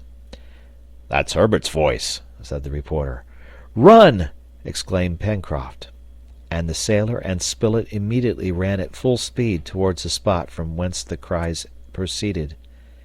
They did well to hasten, for at a turn of the path near a clearing they saw the lad thrown on the ground and in the grasp of a savage being, apparently a gigantic ape, who was about to do him some great harm. To rush on this monster, throw him on the ground in his turn, snatch Herbert from him, then bind him securely, was the work of a minute for Pencroft and Gideon Spilett. The sailor was of Herculean strength, the reporter also very powerful, and in spite of the monster's resistance he was firmly tied so that he could not even move. "You are not hurt, Herbert?" asked Spilett. "No, no." "Oh, if this ape had wounded him!" exclaimed Pencroft. "But he is not an ape," answered Herbert. At these words Pencroft and Gideon Spilett looked at the singular being who lay on the ground. Indeed, it was not an ape. It was a human being, a man. But what a man! A savage in all the horrible acceptation of the word, and so much the more frightful that he seemed fallen to the lowest degree of brutishness. Shaggy hair, untrimmed beard descending to the chest, the body almost naked except a rag round the waist, wild eyes, enormous hands with immensely long nails, skin the color of mahogany, feet as hard as if made of horn. Such was the miserable creature who yet had a claim to be called a man. But it might justly be asked if there was yet a soul in this body, or if the brute instinct alone survived in it. "Are you quite sure that this is a man, or that he has ever been one?" said Pencroft to the reporter. "Alas, there is no doubt about it," replied Spilett. "Then this must be the Castaway?" asked Herbert. "Yes," replied Gideon Spilett, "but the unfortunate man has no longer anything human about him." The reporter spoke the truth. It was evident that if the Castaway had ever been a civilized being, solitude had made him a savage, or worse, perhaps a regular man of the woods. Hoarse sounds issued from his throat between his teeth, which were sharp as the teeth of a wild beast made to tear raw flesh. Memory must have deserted him long before, and for a long time also he had forgotten how to use his gun and tools, and he no longer knew how to make a fire. It could be seen that he was active and powerful, but the physical qualities had been developed in him to the injury of the moral qualities. Gideon Spilett spoke to him. He did not appear to understand or even to hear, and yet on looking into his eyes the reporter thought he could see that all reason was not extinguished in him. However, the prisoner did not struggle, nor even attempt to break his bonds. Was he overwhelmed by the presence of men whose fellow he had once been? Had he found in some corner of his brain a fleeting remembrance which recalled him to humanity? If free, would he attempt to fly, or would he remain? They could not tell, but they did not make the experiment, and after gazing attentively at the miserable creature, "Whoever he may be," remarked Gideon Spilett, "whoever he may have been, and whatever he may become, it is our duty to take him with us to Lincoln Island." "Yes, yes," replied Herbert, "and perhaps with care we may arouse in him some gleam of intelligence." "The soul does not die," said the reporter, "and it would be a great satisfaction to rescue one of God's creatures from brutishness." Pencroft shook his head doubtfully. "We must try at any rate," returned the reporter. "Humanity commands us." It was indeed their duty as Christians and civilized beings. All three felt this, and they well knew that Cyrus Harding would approve of their acting thus. "Shall we leave him bound?" asked the sailor. "Perhaps he would walk if his feet were unfastened," said Herbert. "Let us try," replied Pencroft. The cords which shackled the prisoner's feet were cut off, but his arms remained securely fastened. He got up by himself, and did not manifest any desire to run away. His hard eyes darted a piercing glance at the three men, who walked near him, but nothing denoted that he recollected being their fellow, or at least having been so. A continual hissing sound issued from his lips. His aspect was wild, but he did not attempt to resist. By the reporter's advice, the unfortunate man was taken to the hut. Perhaps the sight of the things that belonged to him would make some impression on him. Perhaps a spark would be sufficient to revive his obscured intellect, to rekindle his dulled soul. The dwelling was not far off. In a few minutes they arrived there, but the prisoner remembered nothing, and it appeared that he had lost consciousness of everything. What could they think of the degree of brutishness into which this miserable being had fallen, unless that his imprisonment on the island dated from a very distant period, and after having arrived there a rational being, solitude had reduced him to this condition? The reporter then thought that perhaps the sight of fire would have some effect on him, and in a moment one of those beautiful flames that attract even animals blazed up on the hearth. The sight of the flame seemed at first to fix the attention of the unhappy object, but soon he turned away, and the look of intelligence faded. Evidently there was nothing to be done, for the time at least, but to take him on board the Bonadventure. This was done, and he remained there in Pencroft's charge. Herbert and Spilett returned to finish their work, and some hours after they came back to the shore, carrying the utensils and guns, a store of vegetables, of seeds, some game, and 2 couple of pigs. All was embarked, and the Bonadventure was ready to weigh anchor and sail with the morning tide. The prisoner had been placed in the fore-cabin, where he remained quiet, silent, apparently deaf and dumb. Pencroft offered him something to eat, but he pushed away the cooked meat that was presented to him, and which doubtless did not suit him. But on the sailor showing him one of the ducks which Herbert had killed, he pounced on it like a wild beast, and devoured it greedily. "You think that he will recover his senses?" asked Pencroft. "It is not impossible that our care will have an effect upon him, for it is solitude that has made him what he is, and from this time forward he will be no longer alone." "The poor man must no doubt have been in this state for a long time," said Herbert. "Perhaps," answered Gideon Spilett. "About what age is he?" asked the lad. "It is difficult to say," replied the reporter, "for it is impossible to see his features under the thick beard which covers his face, but he is no longer young, and I suppose he might be about 50. "Have you noticed, Mr. Spilett, how deeply sunk his eyes are?" asked Herbert. "Yes, Herbert, but I must add that they are more human than one could expect from his appearance." "However, we shall see," replied Pencroft, "and I am anxious to know what opinion Captain Harding will have of our savage. We went to look for a human creature, and we are bringing back a monster. After all, we did what we could." The night passed, and whether the prisoner slept or not could not be known, but, at any rate, Although he had been unbound, he did not move. He was like a wild animal, which appears stunned at first by its capture, and becomes wild again afterwards. At daybreak the next morning, the 15th of October, the change of weather predicted by Pencroft occurred. The wind having shifted to the northwest favored the return of the Bonadventure, but at the same time it freshened, which might render navigation more difficult. At 5 o'clock in the morning the anchor was weighed.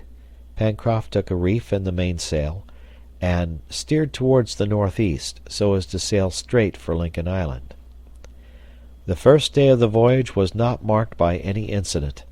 The prisoner remained quiet in the fore-cabin, and as he had been a sailor, it appeared that the motion of the vessel might produce on him a salutary reaction. Did some recollection of his former calling return to him? However that might be, he remained tranquil, astonished rather than depressed. The next day the wind increased, blowing more from the north, consequently in a less favorable direction for the Bonadventure. Pencroft was soon obliged to sail close-hauled, and without saying anything about it, he began to be uneasy at the state of the sea, which frequently broke over the bows. Certainly, if the wind did not moderate, it would take a longer time to reach Lincoln Island than it had taken to make Tabor Island. Indeed, on the morning of the 17th, the Bonadventure had been 48 hours at sea, and nothing showed that she was near the island. It was impossible, besides, to estimate the distance traversed, or to trust to the reckoning for the direction, as the speed had been very irregular. 24 hours after, there was yet no land in sight. The wind was right ahead, and the sea very heavy. The sails were close reefed, and they tacked frequently. On the 18th, a wave swept completely over the Bonadventure, and if the crew had not taken the precaution of lashing themselves to the deck, they would have been carried away. On this occasion Pencroft and his companions, who were occupied with loosing themselves, received unexpected aid from the prisoner, who emerged from the hatchway as if his sailor's instinct had suddenly returned, broke a piece out of the bulwarks with a spar so as to let the water which filled the deck escape. Then, the vessel being clear, he descended to his cabin without having uttered a word. Pencroft, Gideon Spilett, and Herbert, greatly astonished, let him proceed. Their situation was truly serious, and the sailor had reason to fear that he was lost on the wide sea without any possibility of recovering his course. The night was dark and cold. However, about 11 o'clock, the wind fell, the sea went down, and the speed of the vessel, as she labored less, greatly increased. Neither Pencroft, Spilett, nor Herbert thought of taking an hour's sleep. They kept a sharp lookout, for either Lincoln Island could not be far distant, and would be sighted at daybreak, or the Bonadventure, carried away by currents, had drifted so much that it would be impossible to rectify her course. Pencroft, uneasy to the last degree, yet did not despair, for he had a gallant heart, and grasping the tiller he anxiously endeavored to pierce the darkness which surrounded them. About 2 o'clock in the morning he started forward. "A light! A light!" he shouted. Indeed, a bright light appeared 20 miles to the northeast. Lincoln Island was there, and this fire, evidently lighted by Cyrus Harding, showed them the course to be followed. Pencroft, who was bearing too much to the north, altered his course and steered towards the fire, which burned brightly above the horizon like a star of the first magnitude. End of chapter. The Mysterious Island by Jules Verne, Part 2, Chapter 15. The next day, the 20th of October, at 7 o'clock in the morning, after a voyage of 4 days, the Bonadventure gently glided up to the beach at the mouth of the Mersey. Cyrus Harding and Neb, who had become very uneasy at the bad weather and the prolonged absence of their companions, had climbed at daybreak to the plateau of Prospect Heights, and they had at last caught sight of the vessel which had been so long in returning. "God be praised! There they are!" exclaimed Cyrus Harding. As to Neb in his joy, he began to dance, to twirl round, clapping his hands and shouting, "Oh, my master!" A more touching pantomime than the finest discourse. The engineer's first idea, on counting the people on the deck of the Bonadventure, was that Pencroft had not found the castaway of Tabor Island, or at any rate, that the unfortunate man had refused to leave his island and change one prison for another. Indeed, Pencroft, Gideon Spilett, and Herbert were alone on the deck of the Bonadventure. The moment the vessel touched, the engineer and Neb were waiting on the beach, and before the passengers had time to leap on to the sand, Harding said, "We have been very uneasy at your delay, my friends. Did you meet with any accident?" "No," replied Gideon Spilett. "On the contrary, everything went wonderfully well. We will tell you all about it." "However," returned the engineer, "your search has been unsuccessful, since you are only 3 just as you went." "Excuse me, Captain," replied the sailor. "We are 4. You have found the castaway?" "Yes." "And you have brought him?" "Yes." "Living?" "Yes." "Where is he? Who is he?" "He is," replied the reporter, "or rather he was, a man. There, Cyrus, that is all we can tell you." The engineer was then informed of all that had passed during the voyage, and under what conditions the search had been conducted, how the only dwelling in the island had long been abandoned, how at last a castaway had been captured, who appeared no longer to belong to the human species. "And that's just the point," added Pencroft. "I don't know if we have done right to bring him here." "Certainly you have, Pencroft," replied the engineer quickly. "But the wretched creature has no sense." "That is possible at present," replied Cyrus Harding. "But only a few months ago the wretched creature was a man like you and me. And who knows what will become of the survivor of us, after a long solitude on this island? It is a great misfortune to be alone, my friends, and it must be believed that solitude can quickly destroy reason, since you have found this poor creature in such a state."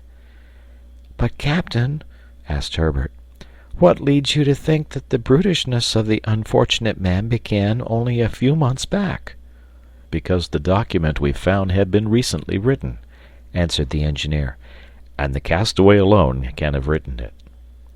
"Always supposing," observed Gideon Spilett, "that it had not been written by a companion of this man, since dead." "That is impossible, my dear Spilett." "Why so?" asked the reporter. "Because the document would then have spoken of 2 castaways," replied Harding, "and it mentioned only one." Herbert then in a few words related the incidents of the voyage, and dwelt on the curious fact of the sort of passing gleam in the prisoner's mind, when for an instant in the height of the storm he had become a sailor. "Well, Herbert," replied the engineer, "you are right to attach great importance to this fact. The unfortunate man cannot be incurable, and despair has made him what he is. But here he will find his fellow men, and since there is still a soul in him, this soul we shall save." The castaway of Tabor Island, to the great pity of the engineer and the great astonishment of Neb, was then brought from the cabin which he occupied in the forepart of the Bonadventure. When once on land he manifested a wish to run away. But Cyrus Harding approaching, placed his hand on his shoulder with a gesture full of authority, and looked at him with infinite tenderness. Immediately the unhappy man, submitting to a superior will, gradually became calm, his eyes fell, his head bent, and he made no more resistance. "Poor fellow," murmured the engineer. Cyrus Harding had attentively observed him. To judge by his appearance, this miserable being had no longer anything human about him, and yet Harding, as had the reporter already, observed in his look an indefinable trace of intelligence. It was decided that the castaway, or rather the stranger as he was thenceforth termed by his companions, should live in one of the rooms of Granite House, from which, however, he could not escape. He was led there without difficulty, and with careful attention it might perhaps be hoped that some day he would be a companion to the settlers in Lincoln Island. Cyrus Harding, during breakfast, which Neb had hastened to prepare, as the reporter, Herbert, and Pencroft were dying of hunger, heard in detail all the incidents which had marked the voyage of exploration to the islet. He agreed with his friends on this point, that the stranger must be either English or American, the name Britannia leading them to suppose this, and besides, through the bushy beard, and under the shaggy, matted hair, the engineer thought he could recognize the characteristic features of the Anglo-Saxon. "But, by the by," said Gideon Spilett, addressing Herbert, "you never told us how you met this savage, and we know nothing, except that you would have been strangled if we had not happened to come up in time to help you." "Upon my word," answered Herbert, "it is rather difficult to say how it happened. I was, I think, occupied in collecting my plants, when I heard a noise like an avalanche falling from a very tall tree. I scarcely had time to look round. This unfortunate man, who was without doubt concealed in a tree, rushed upon me in less time than I take to tell you about it, and unless Mr. Spilett and Pencroft—" "My boy," said Cyrus Harding, "you ran a great danger, but, perhaps, without that, the poor creature would have still hidden himself from your search, and we should not have had a new companion." "You hope, then, Cyrus, to succeed in reforming the man?" asked the reporter. "Yes," replied the engineer. Breakfast over, Harding and his companions left Granite House and returned to the beach. They there occupied themselves in unloading the Bonadventure, and the engineer, having examined the arms and tools, saw nothing which could help them to establish the identity of the stranger. The capture of pigs made on the islet was looked upon as being very profitable to Lincoln Island, and the animals were led to the sty, where they soon became at home. The 2 barrels, containing the powder and shot, as well as the box of caps, were very welcome. It was agreed to establish a small powder magazine, either outside Granite House or in the upper cavern, where there would be no fear of explosion. However, the use of pyroxyle was to be continued, for this substance giving excellent results, there was no reason for substituting ordinary powder. When the unloading of the vessel was finished, "Captain," said Pencroft, "I think it would be prudent to put our Bonadventure in a safe place." "Is she not safe at the mouth of the Mercy?" asked Cyrus Harding. "No, Captain," replied the sailor. "Half of the time she's stranded on the sand, and that works her. She is a famous craft, you see, and she behaved admirably during the squall which struck us on our return." "Could she not float in the river?" "No doubt, Captain, she could, but there is no shelter there, and in the east winds I think that the Bonadventure would suffer much from the surf." "Well, where would you put her, Pencroft?" "In Port Balloon," replied the sailor. "That little creek, shut in by rocks, seems to me to be just the harbor we want." "Is it not rather far?" "Pooh! It is not more than 3 miles from Granite House, and we have a fine straight road to take us there." "Do it then, Pencroft, and take your Bonadventure there," replied the engineer. "And yet I would rather have her under our more immediate protection. When we have time, we must make a little harbor for her." "Famous!" exclaimed Pencroft. "A harbor with a lighthouse, a pier, and a dock! Ha! Really, with you, Captain, everything becomes easy." "Yes, my brave Pencroft," answered the engineer, "but on condition, however, that you help me, for you do as much as 3 men in all our work."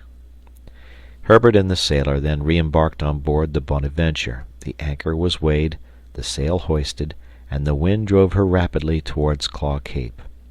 2 hours after, she was imposing on the tranquil waters of Port Balloon. During the first days passed by the stranger in Granite House, had he already given them reason to think that his savage nature was becoming tamed? Did a brighter light burn in the depths of that obscured mind? In short, was the soul returning to the body? Yes, to a certainty, and to such a degree that Cyrus Harding and the reporter wondered if the reason of the unfortunate man had ever been totally extinguished. At first, accustomed to the open air, to the unrestrained liberty which he had enjoyed on Tabor Island, The stranger manifested a sullen fury, and it was feared that he might throw himself onto the beach, out of one of the windows of Granite House. But gradually he became calmer, and more freedom was allowed to his movements. They had reason to hope, and to hope much. Already, forgetting his carnivorous instincts, the stranger accepted a less bestial nourishment than that on which he fed on the islet, and cooked meat did not produce in him the same sentiment of repulsion which he had showed on board the Bonadventure.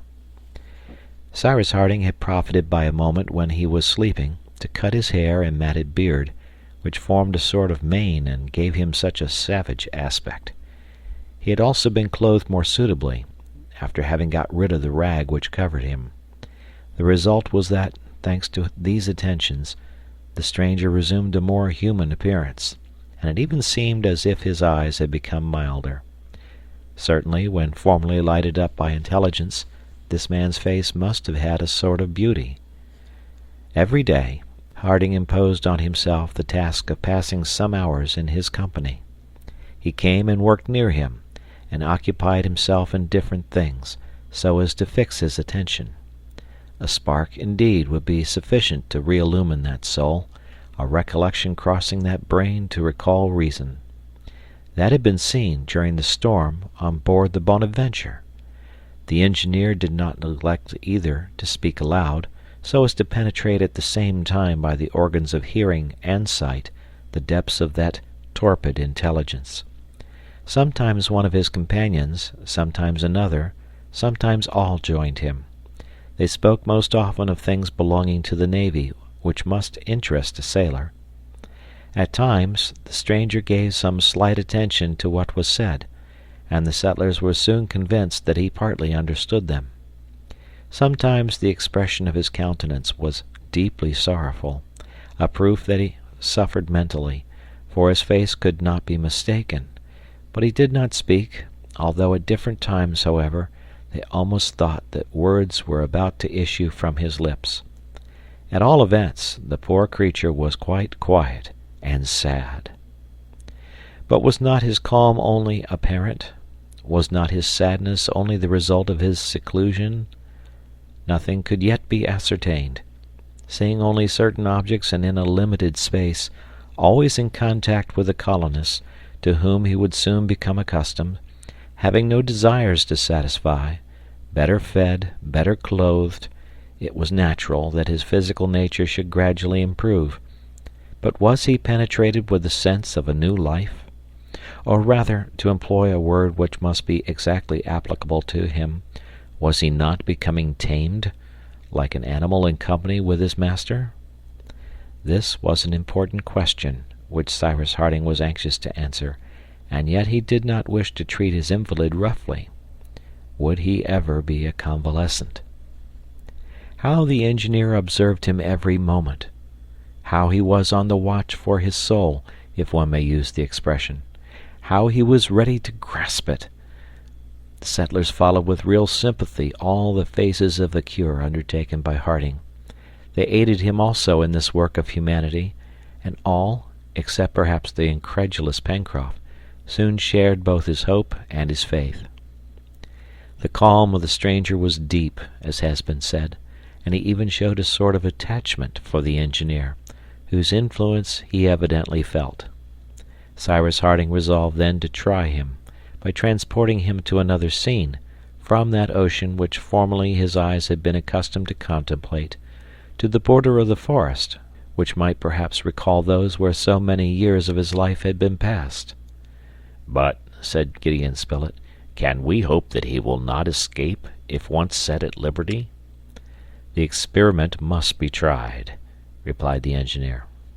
"Well," said Pencroft, "when that fellow's outside, and feels the fresh air, he will be off as fast as his legs can carry him." "I do not think so," returned Harding. "Let us try," said Spilett. "We will try," replied the engineer. This was on the 30th of October, and consequently the Castaway of Tabor Island had been a prisoner in Granite House for 9 days. It was warm, and a bright sun darted its rays on the island. Cyrus Harding and Pencroft went to the room occupied by the stranger, who was found lying near the window and gazing at the sky. "Come, my friend," said the engineer to him. The stranger rose immediately. His eyes were fixed on Cyrus Harding, and he followed him, while the sailor marched behind them, little confident as to the result of the experiment. Arrived at the door, Harding and Pencroft made him take his place in the lift, while Neb, Herbert, and Gideon Spilett waited for them before Granite House. The lift descended, and in a few moments all were united on the beach. The settlers went a short distance from the stranger, so as to leave him at liberty. He then made a few steps toward the sea, and his look brightened with extreme animation, but he did not make the slightest attempt to escape. He was gazing at the little waves which, broken by the islet, rippled on the sand. "This is only the sea," observed Gideon Spilett, "and possibly it does not inspire him with any wish to escape." "Yes," replied Harding, "we must take him to the plateau, on the border of the forest. There the experiment will be more conclusive." "Besides, he could not run away," said Neb, "since the bridge is raised." "Oh," said Pencroft, "that isn't a man to be troubled by a stream like Creek Glycerine. He could cross it directly at a single bound." "We shall soon see," Harding contented himself with replying, his eyes not quitting those of his patient. The latter was then led towards the mouth of the Mersey, and all climbing the left bank of the river reached Prospect Heights. Arrived at the spot on which grew the first beautiful trees of the forest, their foliage slightly agitated by the breeze, the stranger appeared greedily to drink in the penetrating odor which filled the atmosphere, and a long sigh escaped from his chest. The settlers kept behind him, ready to seize him if he made any movement to escape. And indeed, the poor creature was on the point of springing into the creek which separated him from the forest, and his legs were bent for an instant as if for a spring, but almost immediately he stepped back, half sank down, and a large tear fell from his eyes. "Ah!" exclaimed Cyrus Harding, "you have become a man again, for you can weep." End of chapter. The Mysterious Island by Jules Verne. Part 2, Chapter 16. Yes, the unfortunate man had wept. Some recollection doubtless had flashed across his brain, and to use Cyrus Harding's expression, by those tears he was once more a man.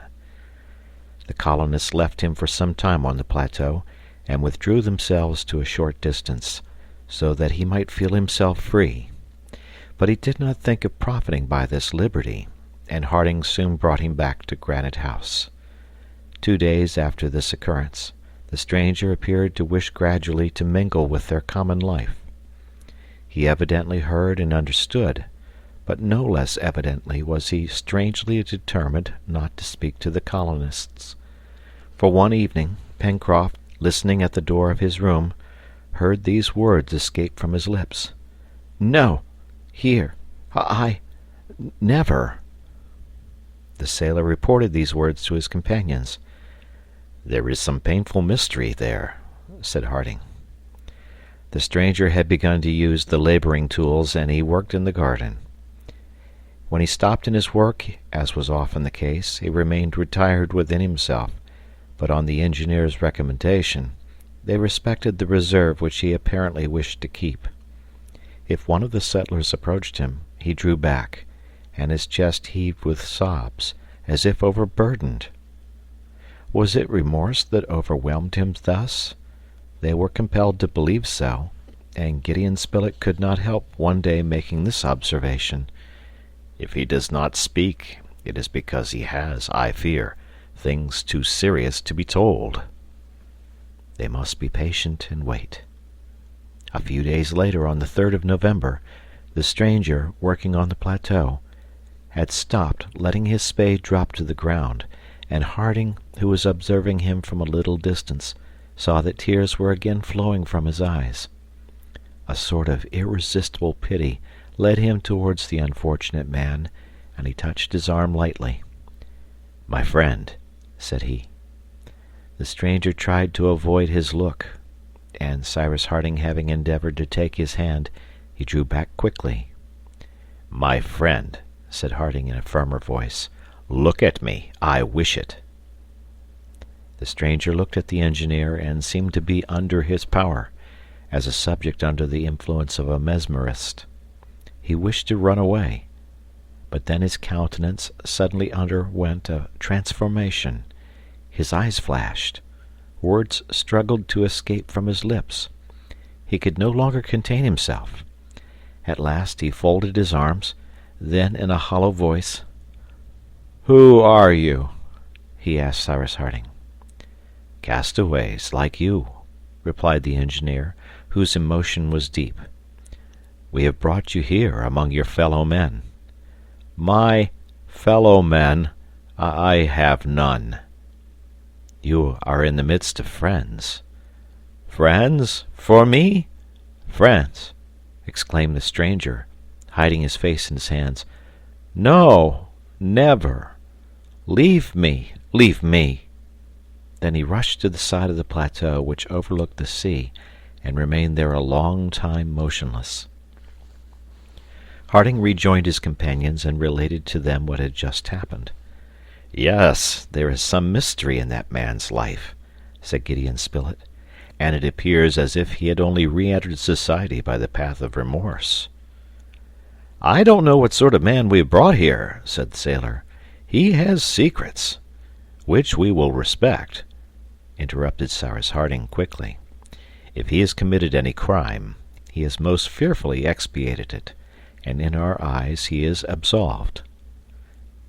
For 2 hours the stranger remained alone on the shore, evidently under the influence of recollections which recalled all his past life, a melancholy life doubtless, and the colonists, without losing sight of him, did not attempt to disturb his solitude.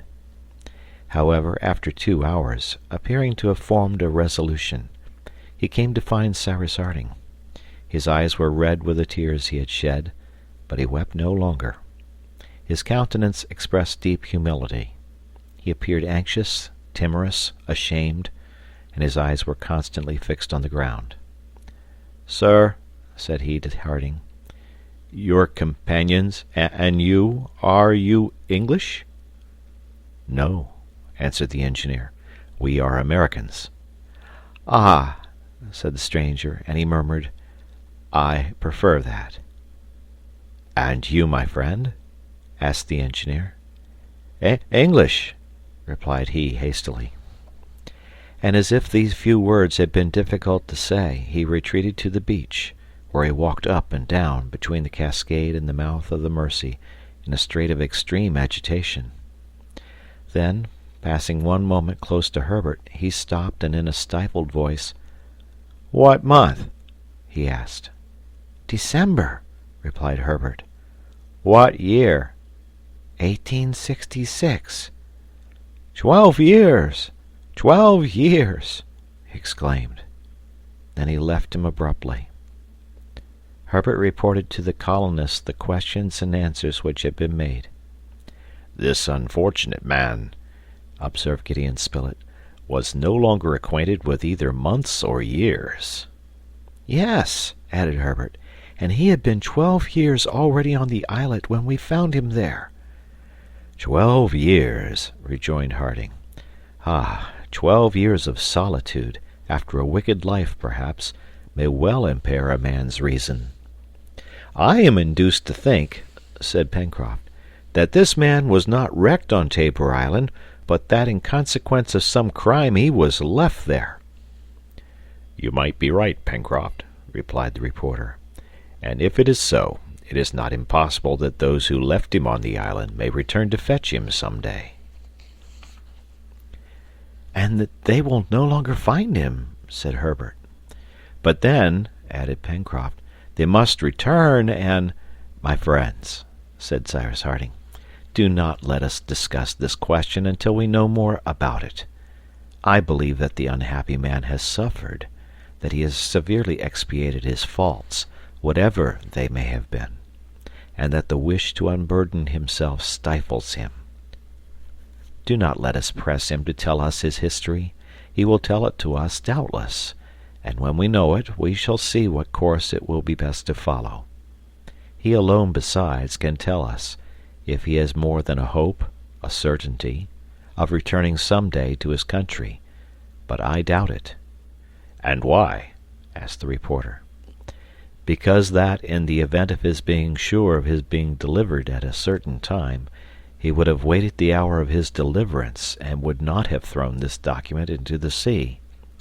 No, it is more probable that he was condemned to die on that islet, and that he never expected to see his fellow creatures again."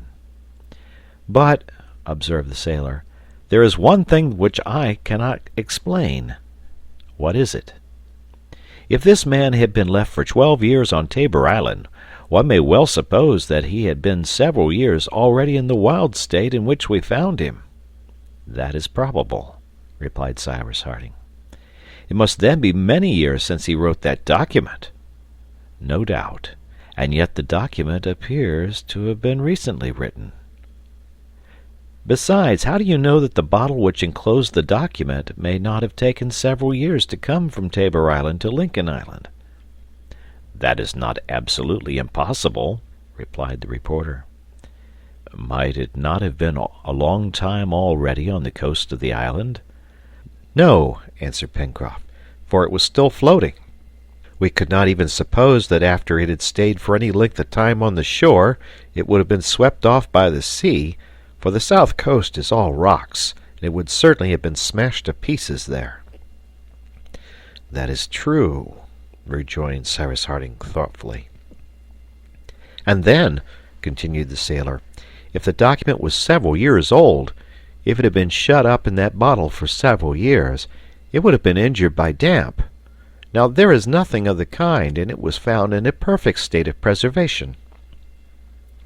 The sailor's reasoning was very just, and pointed out an incomprehensible fact, for the document appeared to have been recently written, when the colonists found it in the bottle. Moreover, it gave the latitude and longitude of Tabor Island correctly, which implied that its author had a more complete knowledge of hydrography than could be expected of a common sailor. "There is in this, again, something unaccountable," said the engineer. "But we will not urge our companion to speak. When he likes, my friends, then we shall be ready to hear him." During the following days the stranger did not speak a word, and did not once leave the precincts of the plateau. He worked away, without losing a moment, without taking a minute's rest, but always in a retired place. At meal-times he never came to Granite House, although invited several times to do so, but contented himself with eating a few raw vegetables. At nightfall he did not return to the room assigned to him, but remained under some clump of trees, or when the weather was bad crouched in some cleft of the rocks. Thus he lived in the same manner as when he had no other shelter than the forest of Tabor Island, and as all persuasion to induce him to improve his life was in vain, the colonists waited patiently. And the time was near when, as it seemed, almost involuntarily urged by his conscience, a terrible confession escaped him. On the 10th of November, about 8 o'clock in the evening, as night was coming on, the stranger appeared unexpectedly before the settlers, who were assembled under the veranda. His eyes burned strangely, and he had quite resumed the wild aspect of his worst days. Cyrus Harding and his companions were astounded on seeing that, overcome by some terrible emotion, his teeth chattered like those of a person in a fever. What was the matter with him? Was the sight of his fellow creatures insupportable to him? Was he weary of this return to a civilized mode of existence? Was he pining for his former savage life? It appeared so, as soon he was heard to express himself in these incoherent sentences. "Why am I here? By what right have you dragged me from my islet? Do you think there could be any tie between you and me? Do you know who I am? What I have done? Why I was there alone? And who told you that I was not abandoned there? That I was not condemned to die there? Do you know my past? How do you know that I have not stolen, murdered, that I am not a wretch, an accursed being, only fit to live like a wild beast, far from all? Speak! Do you know it?" The colonist listened without interrupting the miserable creature, from whom these broken confessions escaped, as it were, in spite of himself. Harding wished to calm him, approached him, but he hastily drew back. "No, no," he exclaimed. "One word only. Am I free?" "You are free," answered the engineer. "Farewell, then," he cried, and fled like a madman. Neb, Pencroft, and Herbert ran also towards the edge of the wood, but they returned alone. "We must let him alone," said Cyrus Harding. "He will never come back!" exclaimed Pencroft. "He will come back," replied the engineer. Many days passed, but Harding, was it a sort of presentiment, persisted in the fixed idea that sooner or later the unhappy man would return. "It is the last revolt of his wild nature," said he, "which remorse has touched, and which renewed solitude will terrify." In the meanwhile, works of all sorts were continued, as well on Prospect Heights as at the corral, where Harding intended to build a farm. It is unnecessary to say that the seeds collected by Herbert on Tabor Island had been carefully sown. The plateau thus formed one immense kitchen garden, well laid out and carefully tended, so that the arms of the settlers were never in want of work. There was always something to be done. As the esculents increased in number, it became necessary to enlarge the simple beds, which threatened to grow into regular fields and replace the meadows. But grass abounded in other parts of the island, and there was no fear of the onagers being obliged to go on short allowance. It was well worth while, besides, to turn Prospect Heights into a kitchen garden, defended by its deep belt of creeks, and to remove them to the meadows, which had no need of protection against the depredations of quadrumana and quadrupeds. On the 15th of November, the third harvest was gathered in. How wonderfully had the field increased in extent since 18 months ago, when the first grain of wheat was sown! The second crop of 600,000 grains produced this time 4,000 bushels, or 500 millions of grains. The colony was rich in corn, for 10 bushels alone were sufficient for sowing every year to produce an ample crop for the food both of men and beasts. The harvest was completed, and the last fortnight of the month of November was devoted to the work of converting it into food for man. In fact, they had corn, but no flour, and the establishment of a mill was necessary. Cyrus Harding could have utilized the second fall which flowed into the Mersey to establish his motive power, the first being already occupied with moving the felting mill. But after some consultation, it was decided that a simple windmill should be built on Prospect Heights. The building of this presented no more difficulty than the building of the former, and it was moreover certain that there would be no want of wind on the plateau, exposed as it was to the sea breezes. "Not to mention," said Pencroft, "that the windmill will be more lively and will have a good effect in the landscape." They set to work by choosing timber for the frame and machinery of the mill. Some large stones, found at the north of the lake, could be easily transformed into millstones, and as to the sails, the inexhaustible case of the balloon furnished the necessary material. Cyrus Harding made his model, and the site of the mill was chosen a little to the right of the poultry yard, near the shore of the lake.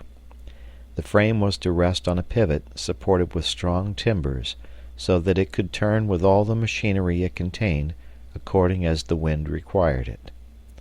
The work advanced rapidly. Neb and Pencroft had become very skilful carpenters, and had nothing to do but to copy the models provided by the engineer. Soon a sort of cylindrical box, in shape like a pepper pot, with a pointed roof, rose on the spot chosen. The 4 frames which formed the sails had been firmly fixed in the center beam, so as to form a certain angle with it, and secured with iron clamps. As to the different parts of the internal mechanism, the box destined to contain the 2 millstones, the fixed stone and the moving stone, the hopper, a sort of large square trough, wide at the top, narrow at the bottom, which would allow the grain to fall on the stones, the oscillating spout intended to regulate the passing of the grain, and lastly the bolting machine, which by the operation of sifting separates the bran from the flour, were made without difficulty. The tools were good, and the work not difficult, for in reality the machinery of a mill is very simple. This was only a question of time.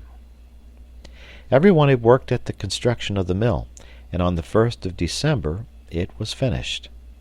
As usual, Pencroft was delighted with his work, and had no doubt that the apparatus was perfect. "Now for a good wind," said he, "and we shall grind our first harvest splendidly." "A good wind, certainly," answered the engineer, "but not too much, Pencroft." "Pooh! Our mill could only go the faster." "There is no need for it to go very fast," replied Cyrus Harding. "It is known by experience that the greatest quantity of work is performed by a mill when the number of turns made by the sails in a minute is 6 times the number of feet traversed by the wind in a second. A moderate breeze, which passes over 24 feet to the second, will give 16 turns to the sails during a minute, and there is no need of more." "Exactly," cried Herbert. "A fine breeze is blowing from the northeast, which will soon do our business for us." There was no reason for delaying the inauguration of the mill, for the settlers were eager to taste the first piece of bread in Lincoln Island.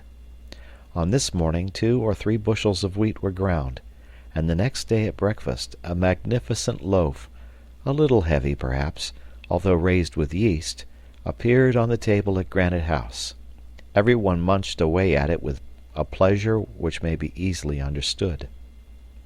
In the meantime the stranger had not reappeared. Several times Gideon Spilett and Herbert searched the forest in the neighborhood of Granite House, without meeting or finding any trace of him. They became seriously uneasy at this prolonged absence. Certainly the former savage of Tabor Island could not be perplexed how to live in the forest, abounding in game, but was it not to be feared that he had resumed his habits, and that this freedom would revive in him his wild instincts? However, Harding, by a sort of presentiment, doubtless, always persisted in saying that the fugitive would return. "Yes, he will return," he repeated with a confidence which his companions could not share. "When this unfortunate man was on Tabor Island, he knew himself to be alone. Here he knows that fellow men are awaiting him. Since he has partially spoken of his past life, the poor penitent will return to tell the whole, and from that day he will belong to us." The event justified Cyrus Harding's predictions. On the 3rd of December, Herbert had left the plateau to go and fish on the southern bank of the lake. He was unarmed, and till then had never taken any precautions for defense, as dangerous animals had not shown themselves on that part of the island. Meanwhile, Pencroft and Neb were working in the poultry yard, while Harding and the reporter were occupied at the chimneys in making soda, the store of soap being exhausted. Suddenly cries resounded, "Help! Help!" Cyrus Harding and the reporter, being at too great a distance, had not been able to hear the shouts.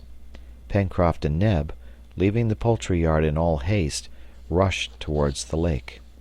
But before them the stranger, whose presence at this place no one had suspected, crossed Creek Glycerine, which separated the plateau from the forest, and bounded up the opposite bank. Herbert was there face to face with a fierce jaguar, similar to the one which had been killed on Reptile End. Suddenly surprised, he was standing with his back against a tree, while the animal gathering itself together was about to spring. But the stranger, with no other weapon than a knife, rushed on the formidable animal, who turned to meet this new adversary. The struggle was short. The stranger possessed immense strength and activity. He seized the jaguar's throat with one powerful hand, holding it as in a vise, without heeding the beast's claws which tore his flesh, and with the other he plunged his knife into its heart. The jaguar fell. The stranger kicked away the body, and was about to fly at the moment when the settlers arrived on the field of battle, but Herbert, clinging to him, cried, "No, no, you shall not go." Harding advanced towards the stranger, who frowned when he saw him approaching. The blood flowed from his shoulder under his torn shirt, but he took no notice of it. "My friend," said Cyrus Harding, "we have just contracted a debt of gratitude to you. To save our boy you have risked your life." "My life," murmured the stranger. "What is that worth?" "Less than nothing." "You are wounded?" "It is no matter." "Will you give me your hand?" And as Herbert endeavored to seize the hand which had just saved him, the stranger folded his arms, his chest heaved, his look darkened, and he appeared to wish to escape, but making a violent effort over himself, and in an abrupt tone, "Who are you?" he asked, "and what do you claim to be to me?" It was the colonist's history which he thus demanded, and for the first time. Perhaps this history recounted he would tell his own. In a few words Harding related all that had happened since their departure from Richmond, how they had managed, and what resources they now had at their disposal. The stranger listened with extreme attention. Then the engineer told who they all were: Gideon Spilett, Herbert, Pencroft, Neb, himself, and, he added, that the greatest happiness they had felt since their arrival in Lincoln Island was on the return of the vessel from Tabor Island, when they had been able to include among them a new companion. At these words the stranger's face flushed, his head sunk on his breast, and confusion was depicted on his countenance. "And now you know us," added Cyrus Harding. "Will you give us your hand?" "No," replied the stranger in a hoarse voice. "No, you are honest men, and I—" End of chapter. The Mysterious Island, by Jules Verne. Part 2, Chapter 17. These last words justified the colonist's presentiment. There had been some mournful past, perhaps expiated in the sight of men, but from which his conscience had not yet absolved him. At any rate, the guilty man felt remorse, he repented, and his new friends would have cordially pressed the hand which they sought, but he did not feel himself worthy to extend it to honest men. However, after the scene with the jaguar, he did not return to the forest, and from that day did not go beyond the enclosure of Granite House. What was the mystery of his life? Would the stranger one day speak of it? Time alone could show. At any rate, it was agreed that his secret should never be asked from him, and that they would live with him as if they suspected nothing. For some days their life continued as before. Cyrus Harding and Gideon Spilett worked together, sometimes chemists, sometimes experimentalists. The reporter never left the engineer except to hunt with Herbert, for it would not have been prudent to allow the lad to ramble alone in the forest, and it was very necessary to be on their guard. As to Neb and Pencroft, one day at the stables and poultry yard, another at the corral, without reckoning work at Granite House, they were never in want of employment. The stranger worked alone, and he had resumed his usual life, never appearing at meals, sleeping under the trees in the plateau, never mingling with his companions. It really seemed as if the society of those who had saved him was insupportable to him. "But then," observed Pencroft, "why did he entreat the help of his fellow creatures? Why did he throw that paper into the sea?" "He will tell us why," invariably replied Cyrus Harding. When? "Perhaps sooner than you think, Pencroft." And indeed the day of confession was near. On the 10th of December, a week after his return to Granite House, Harding saw the stranger approaching, who, in a calm voice and humble tone, said to him, "Sir, I have a request to make of you." "Speak," answered the engineer, "but first let me ask you a question." At these words the stranger reddened, and was on the point of withdrawing. Cyrus Harding understood what was passing in the mind of the guilty man, who doubtless feared that the engineer would interrogate him on his past life. Harding held him back. "Comrade," said he, "we are not only your companions, but your friends. I wish you to believe that, and now I will listen to you." The stranger pressed his hand over his eyes. He was seized with a sort of trembling, and remained a few moments without being able to articulate a word. "Sir," said he at last, "I have come to beg you to grant me a favor." "What is it?" "You have, 4 or 5 miles from here, a corral for your domesticated animals. These animals need to be taken care of. Will you allow me to live there with them?" Cyrus Harding gazed at the unfortunate man for a few moments with a feeling of deep commiseration. Then, "My friend," said he, "the corral has only stables hardly fit for animals." "It will be good enough for me, sir." "My friend," answered Harding, "we will not constrain you in anything. You wish to live at the corral? So be it. You will, however, be always welcome at Granite House. But since you wish to live at the corral, we will make the necessary arrangements for your being comfortably established there." "Never mind that. I shall do very well." "My friend," answered Harding, who always intentionally made use of this cordial appellation, "you must let us judge what it will be best to do in this respect." "Thank you, sir," replied the stranger as he withdrew. The engineer then made known to his companions the proposal which had been made to him, and it was agreed that they should build a wooden house at the corral, which they would make as comfortable as possible. That very day the colonists repaired to the corral with the necessary tools, and a week had not passed before the house was ready to receive its tenant. It was built about 20 feet from the sheds, and from there it was easy to overlook the flock of sheep, which then numbered more than 80. Some furniture, a bed, table, bench, cupboard, and chest were manufactured, and a gun, ammunition, and tools were carried to the corral.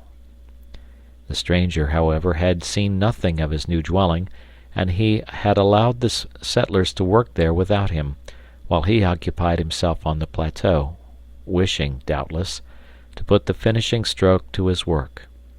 Indeed, thanks to him, all the ground was dug up and ready to be sowed when the time came. It was on the 20th of December that all the arrangements at the corral were completed. The engineer announced to the stranger that his dwelling was ready to receive him, and the latter replied that he would go and sleep there that very evening. On this evening the colonists were gathered in the dining room of Granite House. It was then 8 o'clock, the hour at which their companion was to leave them. Not wishing to trouble him by their presence, and thus imposing on him the necessity of saying farewells which might perhaps be painful to him, they had left him alone and ascended to Granite House. Now they had been talking in the room for a few minutes when a light knock was heard at the door. Almost immediately the stranger entered, and without any preamble, "Gentlemen," said he, "before I leave you, it is right that you should know my history. I will tell it you." These simple words profoundly impressed Cyrus Harding and his companions. The engineer rose. "We ask you nothing, my friend," said he. "It is your right to be silent." "It is my duty to speak." "Sit down, then." "No, I will stand." "We are ready to hear you," replied Harding. The stranger remained standing in a corner of the room, a little in the shade. He was bareheaded, his arms folded across his chest, and it was in this posture that in a hoarse voice, speaking like someone who obliges himself to speak, he gave the following recital, which his auditors did not once interrupt.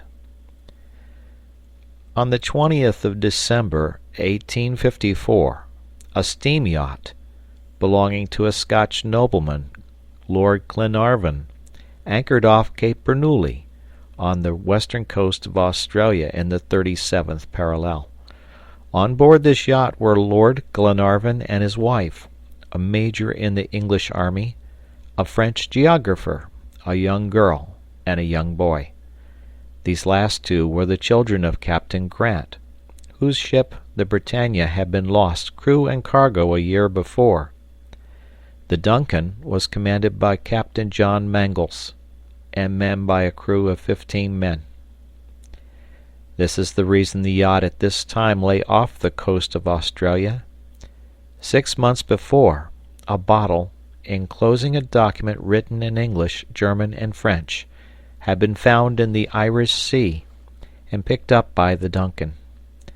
This document stated in substance that there still existed 3 survivors from the wreck of the Britannia, that these survivors were Captain Grant and 2 of his men, and that they had found refuge on some land, of which the document gave the latitude, but of which the longitude, effaced by the sea, was no longer legible. This latitude was 37 degrees 11 minutes south.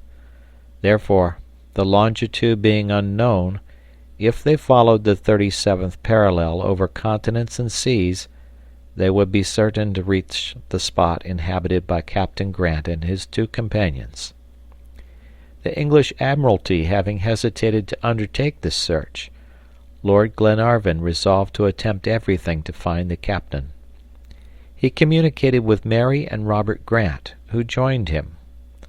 The Duncan yacht was equipped for the distant voyage, in which the nobleman's family and the captain's children wished to take part, and the Duncan, leaving Glasgow, proceeded towards the Atlantic, passed through the Straits of Magellan, and ascended the Pacific as far as Patagonia, where, according to a previous interpretation of the document, they supposed that Captain Grant was a prisoner among the Indians.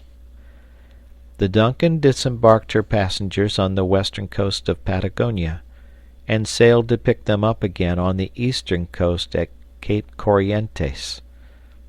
Lord Glenarvan traversed Patagonia, following the 37th parallel, and having found no trace of the captain, he re-embarked on the 13th of November, so as to pursue his search through the ocean. After having unsuccessfully visited the islands of Tristan d'Acunha and Amsterdam, situated in her course, the Duncan, as I have said, arrived at Cape Bernouilli, on the Australian coast, on the 20th of December, 1854. It was Lord Glenarvan's intention to traverse Australia as he had traversed America, and he disembarked. A few miles from the coast was established a farm belonging to an Irishman, who offered hospitality to the travelers. Lord Glenarvan made known to the Irishman the cause which had brought him to these parts, and asked if he knew whether a 3-masted English vessel, the Britannia, had been lost less than 2 years before on the west coast of Australia. The Irishman had never heard of this wreck, but, to the great surprise of the bystanders, one of his servants came forward and said, "My lord, praise and thank God! If Captain Grant is still living, he is living on the Australian shores." "Who are you?" asked Lord Glenarvan. "A Scotchman like yourself, my lord," replied the man.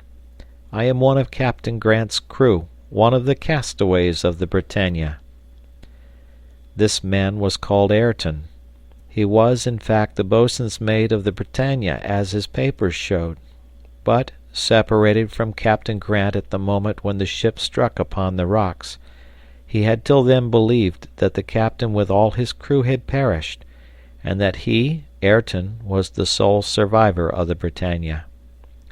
Only, he added, it was not on the west coast but on the east coast of Australia that the vessel was lost, and if Captain Grant is still living, as his document indicates, he is a prisoner among the natives, and it is on the other coast that he must be looked for. This man spoke in a frank voice and with a confident look. His words could not be doubted. The Irishman, in whose service he had been for more than a year, answered for his trustworthiness. Lord Glenarvan, therefore, believed in the fidelity of this man, and, by his advice, resolved to cross Australia, following the 37th parallel. Lord Glenarvan, his wife, the 2 children, the Major, the Frenchman, Captain Mangles, and a few sailors composed the little band under the command of Ayrton, while the Duncan, under charge of the mate, Tom Austin, proceeded to Melbourne, there to await Lord Glenarvan's instructions. They set out on the 23rd of December, 1854. It is time to say that Ayrton was a traitor. He was, indeed, the boatswain's mate of the Britannia, but after some dispute with his captain, he endeavored to incite the crew to mutiny and seize the ship, and Captain Grant had landed him on the 8th of April, 1852, on the west coast of Australia, and then sailed, leaving him there, as was only just. Therefore this wretched man knew nothing of the wreck of the Britannia. He had just heard of it from Glenarvan's account. Since his abandonment he had become, under the name of Ben Joyce, the leader of the escaped convicts, and if he boldly maintained that the wreck had taken place on the east coast, and led Lord Glenarvan to proceed in that direction, it was that he hoped to separate him from his ship, seize the Duncan, and make the yacht a pirate in the Pacific. Here the stranger stopped for a moment. His voice trembled, but he continued. The expedition set out, and proceeded across Australia. It was inevitably unfortunate, since Ayrton, or Ben Joyce, as he may be called, guided it, sometimes preceded, sometimes followed by his band of convicts, who had been told what they had to do. Meanwhile the Duncan had been sent to Melbourne for repairs. It was necessary, then, to get Lord Glenarvan to order her to leave Melbourne and go to the east coast of Australia, where it would be easy to seize her. After having led the expedition near enough to the coast, in the midst of vast forests with no resources, Ayrton obtained a letter, which he was charged to carry to the mate of the Duncan, a letter which ordered the yacht to repair immediately to the east coast, to Twofold Bay, that is to say, a few days' journey from the place where the expedition had stopped. It was there that Ayrton had agreed to meet his accomplices, and 2 days after gaining possession of the letter, he arrived at Melbourne. So far, the villain had succeeded in his wicked design. He would be able to take the Duncan into Twofold Bay, where it would be easy for the convicts to seize her, and her crew massacred. Ben Joyce would become master of the seas, but it pleased God to prevent the accomplishment of these terrible projects. Ayrton arrived at Melbourne, delivered the letter to the mate, Tom Austin, who read it and immediately set sail. But judge of Ayrton's rage and disappointment when the next day he found that the mate was taking the vessel not to the east coast of Australia, to Twofold Bay, but to the east coast of New Zealand. He wished to stop him, but Austin showed him the letter. And indeed, by a providential error of the French geographer who had written the letter, the east coast of New Zealand was mentioned as the place of destination. All Ayrton's plans were frustrated. He became outrageous. They put him in irons. He was then taken to the coast of New Zealand, not knowing what would become of his accomplices, or what would become of Lord Glenarvan. The Duncan cruised about on this coast until the 3rd of March. On that day Ayrton heard the report of guns. The guns of the Duncan were being fired, and soon Lord Glenarvan and his companions came on board. This is what had happened. After 1,000 hardships, 1,000 dangers, Lord Glenarvan had accomplished his journey and arrived on the east coast of Australia at Twofold Bay. "No Duncan," he telegraphed to Melbourne. They answered, "Duncan sailed on the 18th instant, destination unknown." Lord Glenarvan could only arrive at one conclusion, that his honest yacht had fallen into the hands of Ben Joyce and had become a pirate vessel. However, Lord Glenarvan would not give up. He was a bold and generous man. He embarked in a merchant vessel, sailed to the west coast of New Zealand, traversed it along the 37th parallel, without finding any trace of Captain Grant. But on the other side, to his great surprise, and by the will of heaven, he found the Duncan, under command of the mate, who had been waiting for him for 5 weeks. This was on the 3rd of March, 1855. Lord Glenarvan was now on board the Duncan, but Ayrton was there also. He appeared before the nobleman, who wished to extract from him all that the villain knew about Captain Grant. Ayrton refused to speak. Lord Glenarvan then told him that at the first port they put into he would be delivered up to the English authorities. Ayrton remained mute. The Duncan continued her voyage along the 37th parallel. In the meantime, Lady Glenarvan undertook to vanquish the resistance of the ruffian. At last her influence prevailed, and Ayrton, in exchange for what he could tell, proposed that Lord Glenarvan should leave him on some island in the Pacific, instead of giving him up to the English authorities. Lord Glenarvan, resolving to do anything to obtain information about Captain Grant, consented. Ayrton then related all his life, and it was certain that he knew nothing from the day on which Captain Grant had landed him on the Australian coast. Nevertheless, Lord Glenarvan kept the promise which he had given. The Duncan continued her voyage and arrived at Tabor Island. It was there that Ayrton was to be landed. It was there also that, by a veritable miracle, they found Captain Grant and 2 men exactly on the 37th parallel. The convict then went to take their place on this desert islet, and at the moment he left the yacht these words were pronounced by Lord Glenarvan: "Here, Ayrton, you will be far from any land, and without any possible communication with your fellow creatures.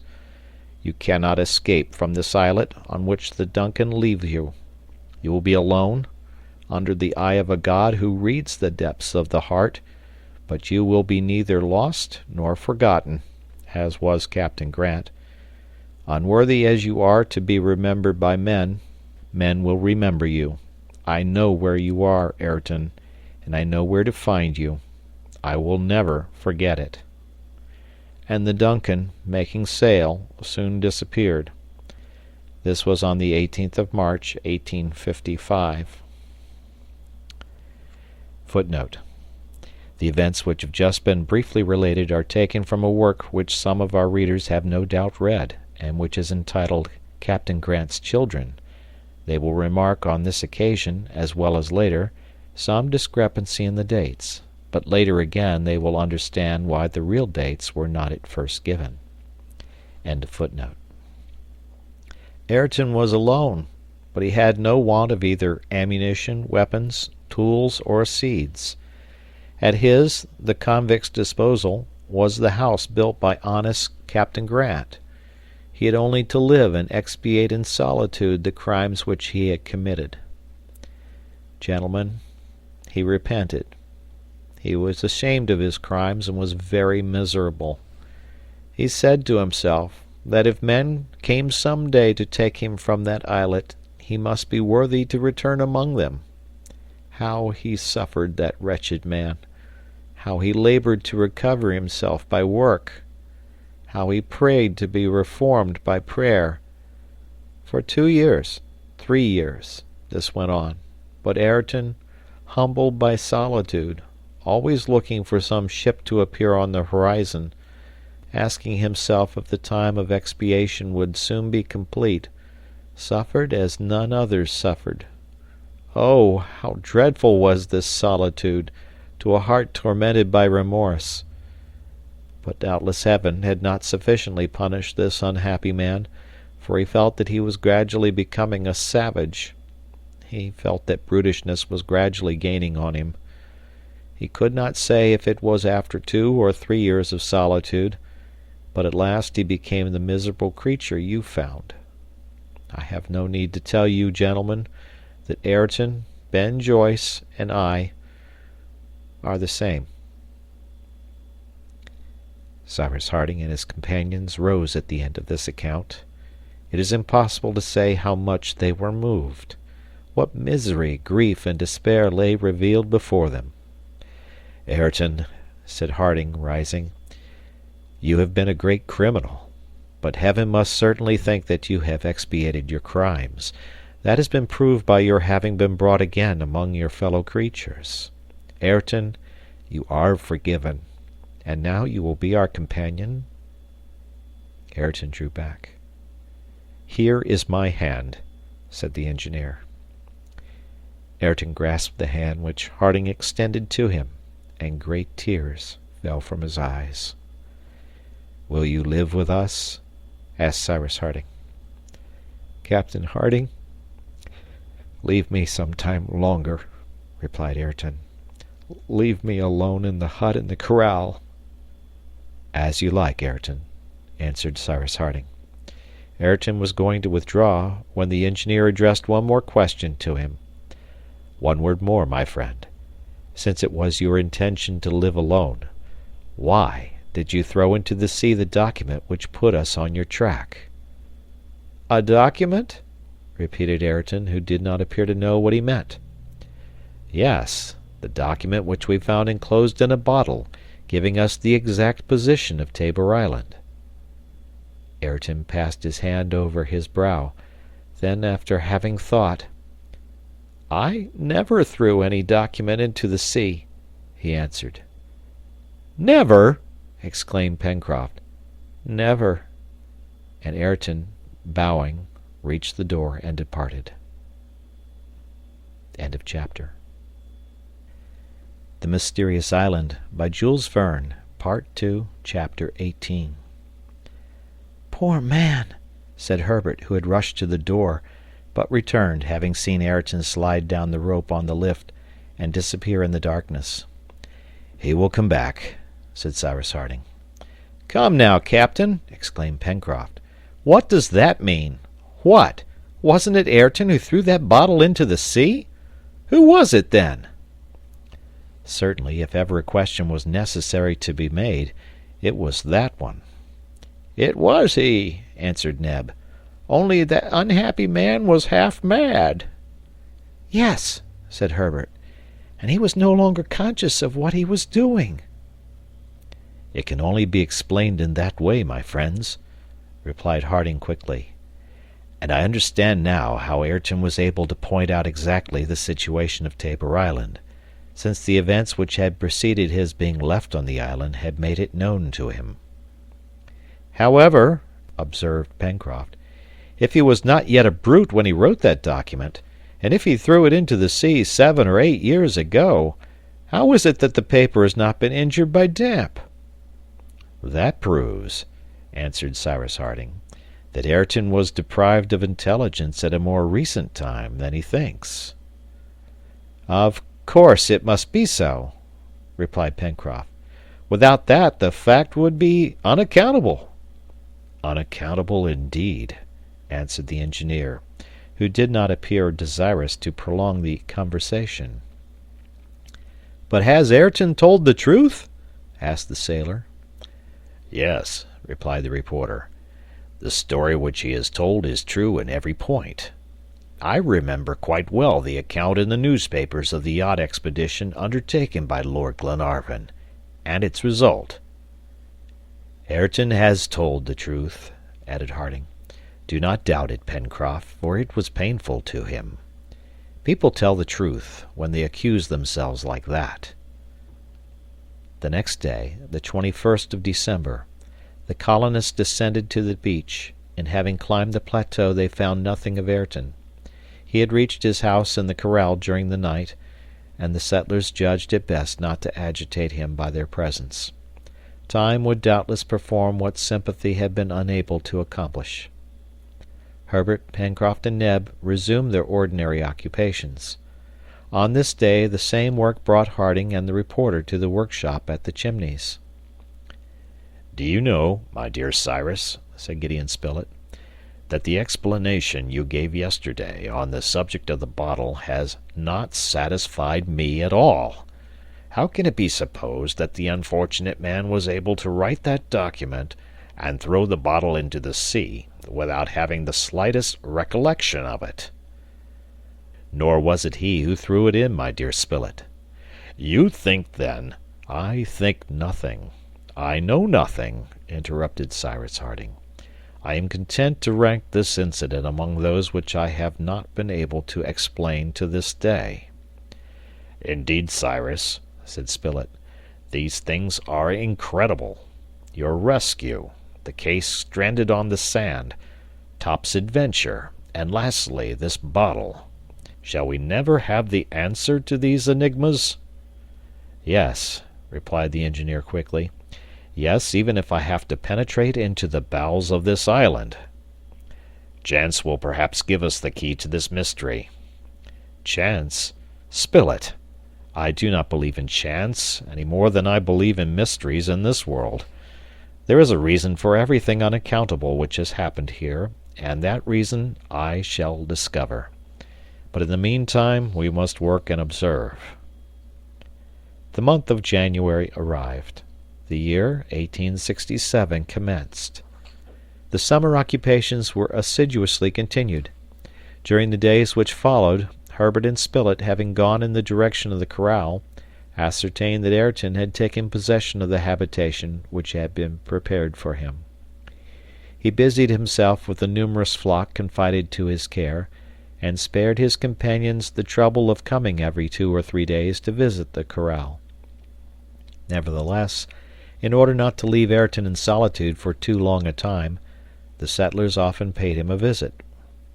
It was not unimportant, either, in consequence of some suspicions entertained by the engineer and Gideon Spilett, that this part of the island should be subject to a surveillance of some sort, and that Ayrton, if any incident occurred unexpectedly, should not neglect to inform the inhabitants of Granite House of it. Nevertheless, it might happen that something would occur which it would be necessary to bring rapidly to the engineer's knowledge. Independently of facts bearing on the mystery of Lincoln Island, many others might happen, which would call for the prompt interference of the colonists, such as the sighting of a vessel, a wreck on the western coast, the possible arrival of pirates, etc. Therefore Cyrus Harding resolved to put the corral in instantaneous communication with Granite House. It was on the 10th of January that he made known his project to his companions. "Why, how are you going to manage that, Captain?" asked Pencroft. "Do you by chance happen to think of establishing a telegraph?" "Exactly so," answered the engineer. "Electric?" cried Herbert. "Electric," replied Cyrus Harding. "We have all the necessary materials for making a battery, and the most difficult thing will be to stretch the wires, but by means of a draw plate I think we shall manage it." "Well, after that," returned the sailor, "I shall never despair of seeing ourselves some day rolling along on a railway." They then set to work, beginning with the most difficult thing, for, if they failed in that, it would be useless to manufacture the battery and other accessories. The iron of Lincoln Island, as has been said, was of excellent quality, and consequently very fit for being drawn out. Harding commenced by manufacturing a draw plate, that is to say, a plate of steel pierced with conical holes of different sizes, which would successively bring the wire to the wished-for tenacity. This piece of steel, after having been tempered, was fixed in as firm a way as possible in a solid framework planted in the ground, only a few feet from the great fall, the motive power of which the engineer intended to utilize. In fact, as the fulling mill was there, although not then in use, its beam moved with extreme power would serve to stretch out the wire by rolling it round itself. It was a delicate operation and required much care. The iron, prepared previously in long thin rods, the ends of which were sharpened with the file, having been introduced into the largest hole of the draw plate, was drawn out by the beam which wound it around itself, to a length of 25 or 30 feet, then unrolled, and the same operation was performed successively through the holes of a less size. Finally, the engineer obtained wires from 40 to 50 feet long, which could be easily fastened together and stretched over the distance of 5 miles, which separated the corral from the bounds of Granite House.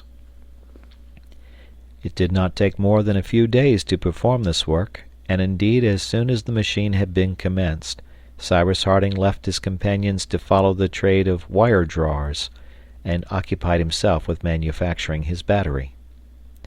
It was necessary to obtain a battery with a constant current. It is known that the elements of modern batteries are generally composed of retort coal, zinc, and copper. Copper was absolutely wanting to the engineer, who, notwithstanding all his researches, had never been able to find any trace of it in Lincoln Island, and was therefore obliged to do without it.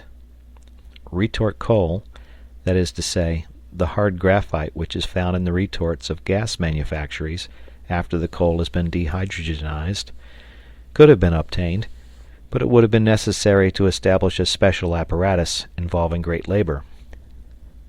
As to zinc, it may be remembered that the case found at Flotsam Point was lined with this metal, which could not be better utilized than for this purpose.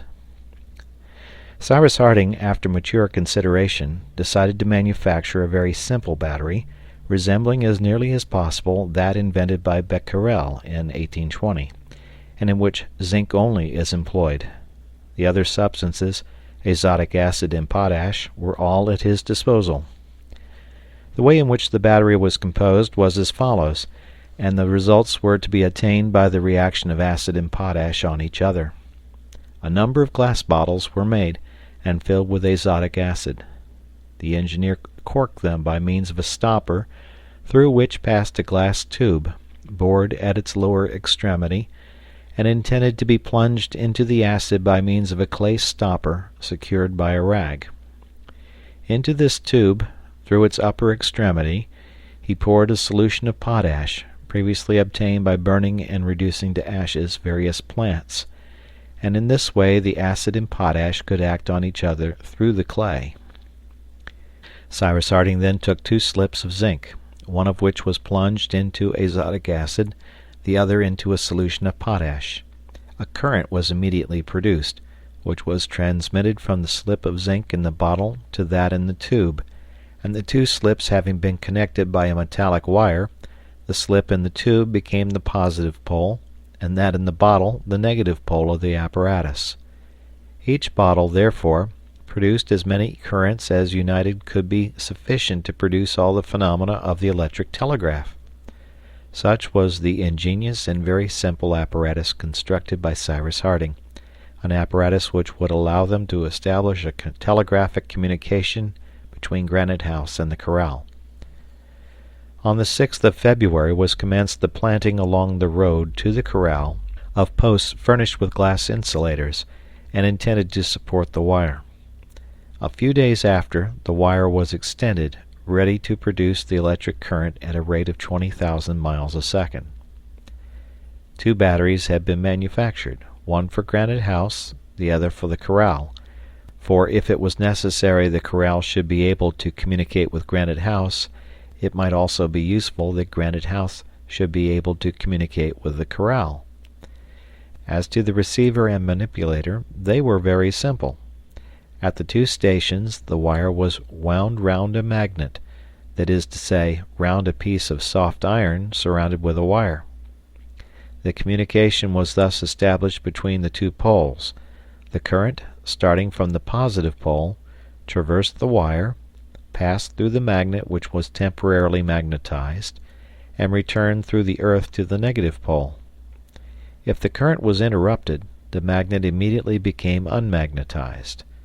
It was sufficient to place a plate of soft iron before the magnet, which, attracted during the passage of the current, would fall back when the current was interrupted. This movement of the plate thus obtained, Harding could easily fasten to it a needle arranged on a dial, bearing the letters of the alphabet, and in this way communicate from one station to the other. All was completely arranged by the 12th of February. On this day, Harding, having sent the current through the wire, asked if all was going on well at the corral, and received in a few moments a satisfactory reply from Ayrton. Pencroft was wild with joy, and every morning and evening he sent a telegram to the corral, which always received an answer. This mode of communication presented two very real advantages. Firstly, because it enabled them to ascertain that Ayrton was at the corral, and secondly, that he was thus not left completely isolated. Besides, Cyrus Harding never allowed a week to pass without going to see him, and Ayrton came from time to Granite House, where he always found a cordial welcome.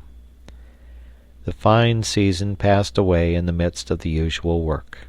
The resources of the colony, particularly in vegetables and corn, increased from day to day, and the plants brought from Tabor Island had succeeded perfectly.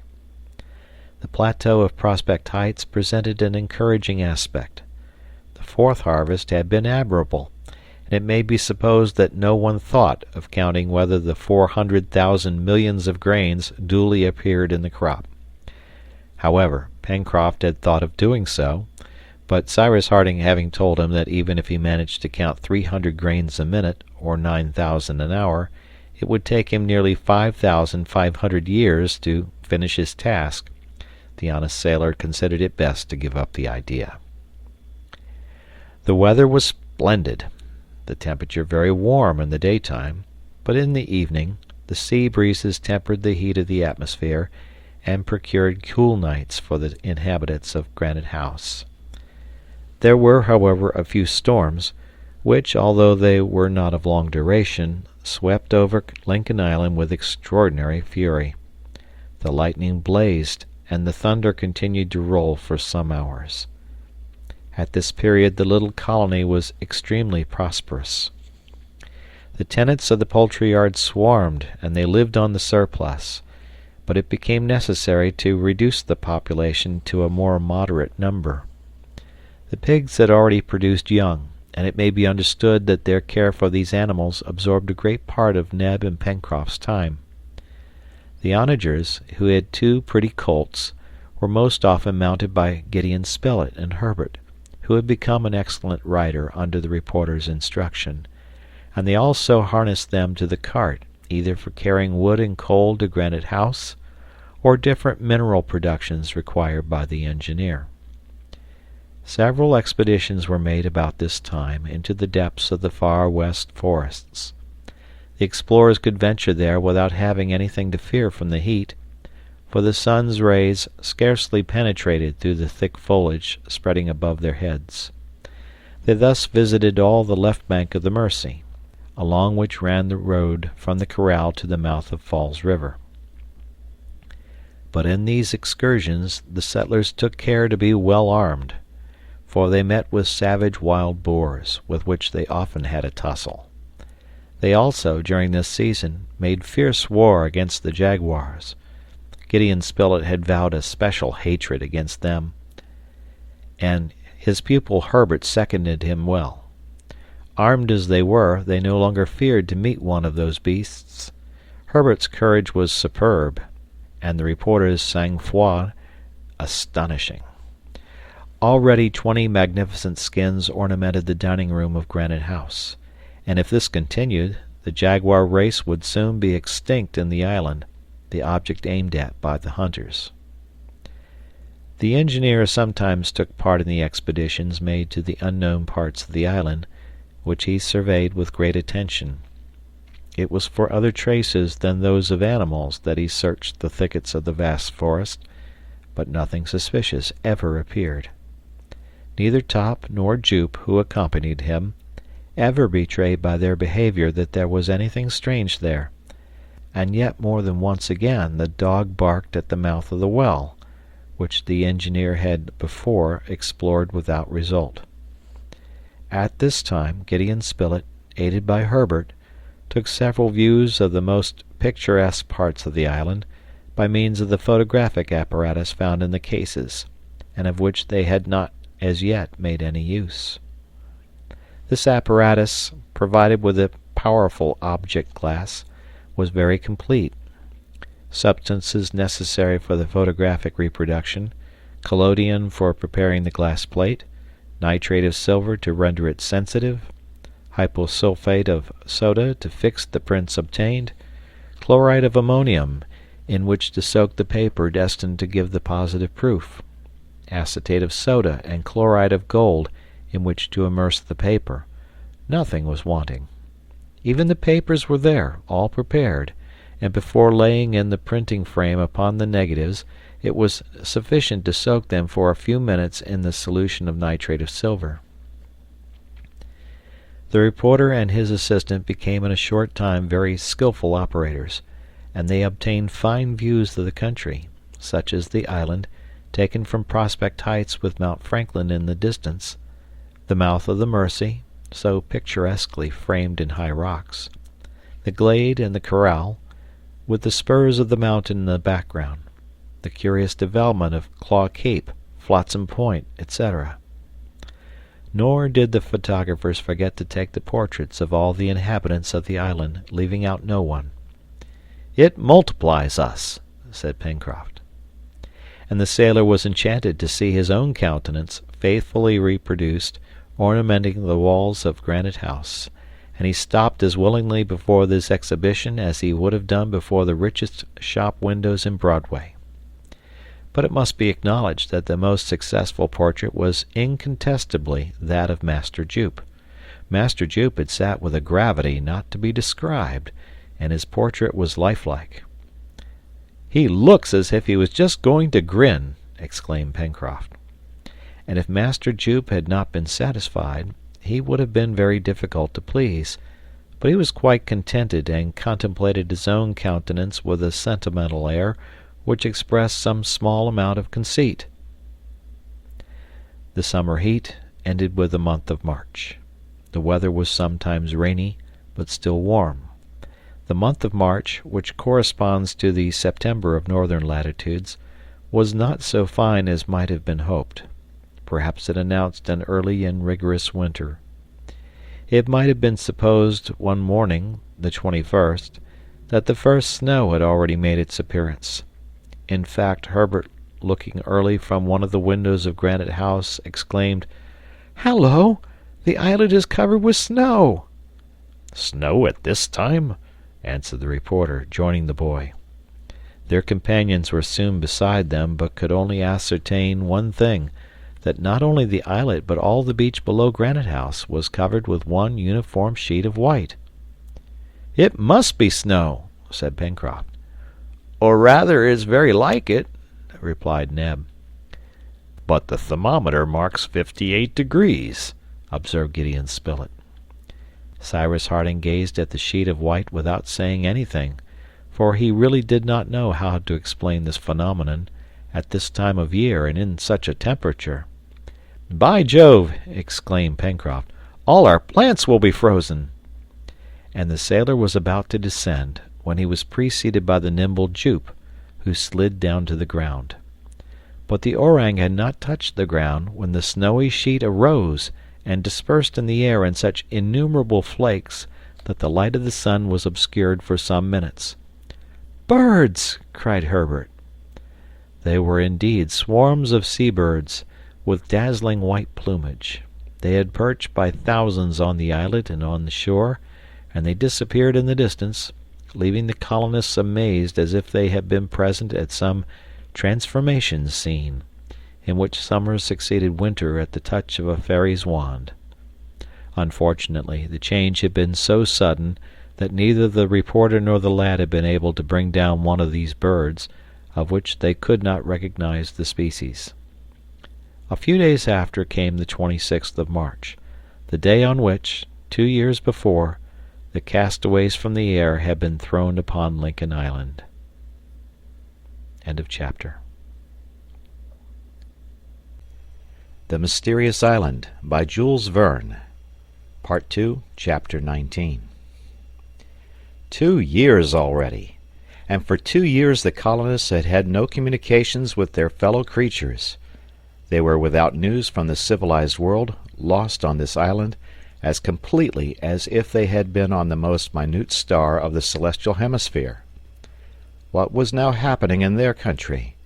The picture of their native land was always before their eyes, the land torn by civil war at the time they left it, and which the Southern rebellion was perhaps still staining with blood. It was a great sorrow to them, and they often talked together of these things, without ever doubting, however, that the cause of the North must triumph, for the honor of the American Confederation. During these 2 years not a vessel had passed in sight of the island, or at least not a sail had been seen. It was evident that Lincoln Island was out of the usual track, and also that it was unknown, as was besides proved by the maps, for though there was no port, vessels might have visited it for the purpose of renewing their store of water. But the surrounding ocean was deserted as far as the eye could reach, and the colonists must rely on themselves for regaining their native land. However, one chance of rescue existed, and this chance was discussed one day on the first week of April, when the colonists were gathered together in the dining-room of Granite House. They had been talking of America, of their native country, which they had so little hope of ever seeing again.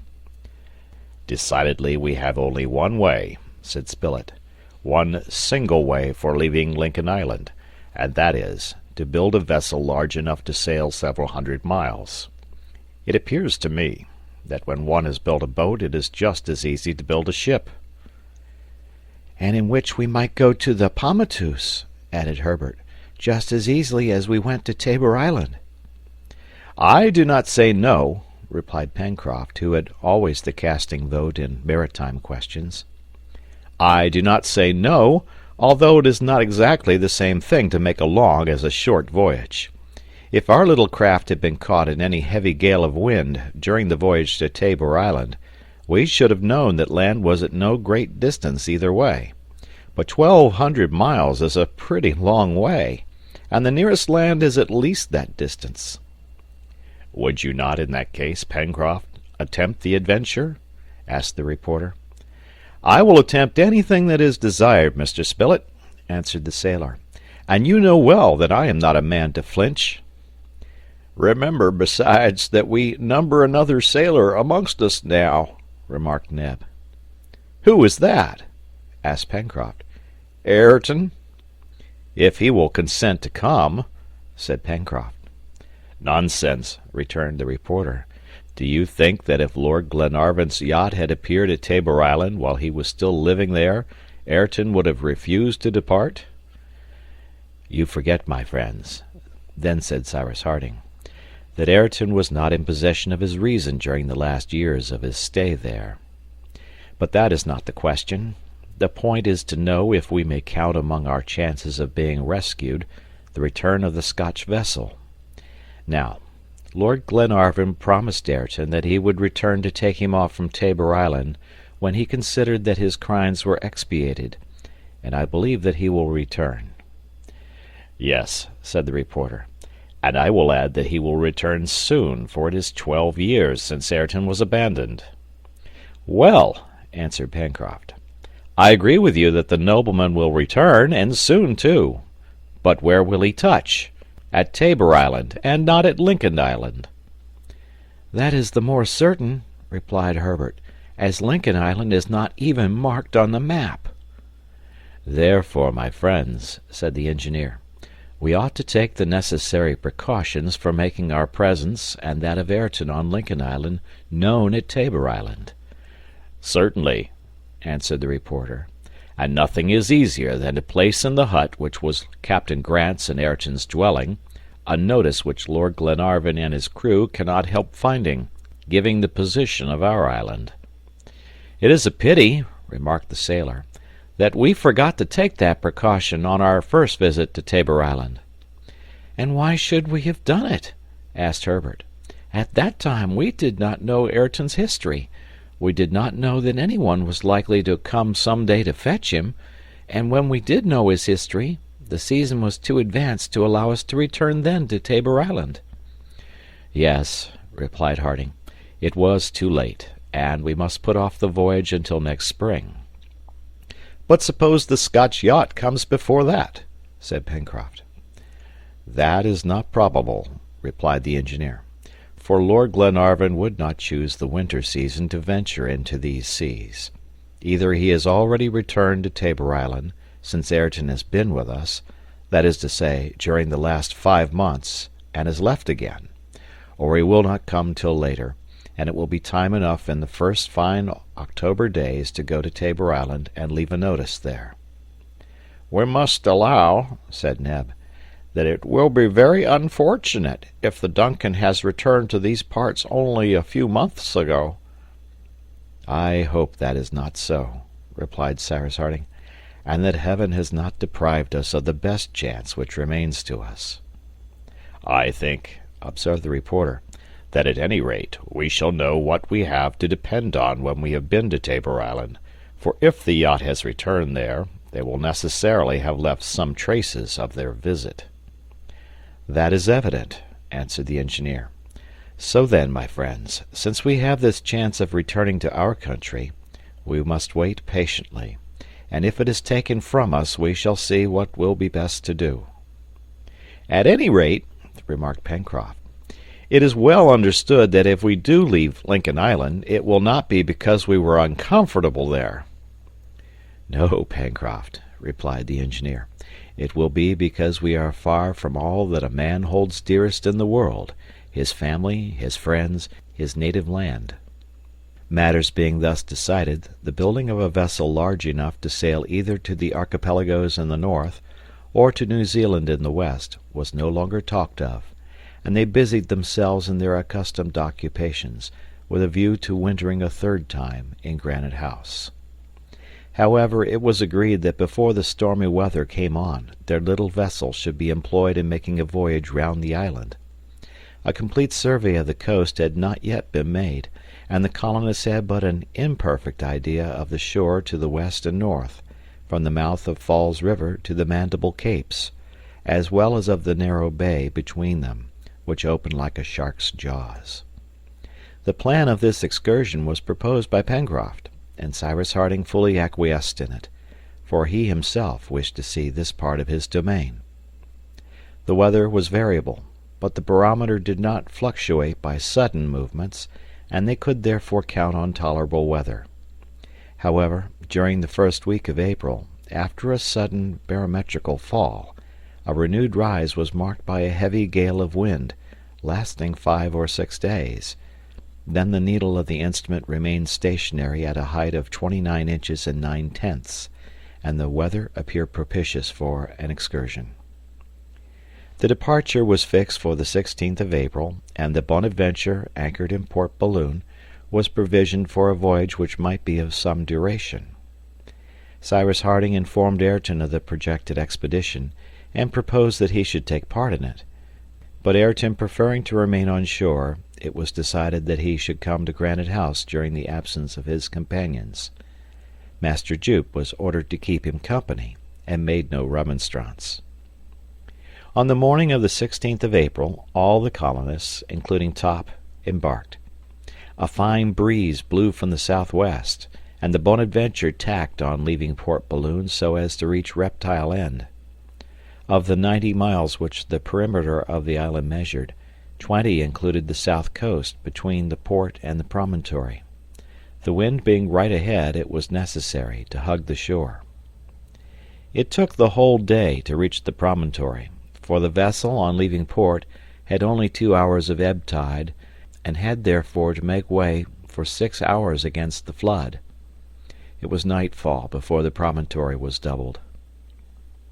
The sailor then proposed to the engineer that they should continue sailing slowly with 2 reefs in the sail, but Harding preferred to anchor a few cable lengths from the shore, so as to survey that part of the coast during the day.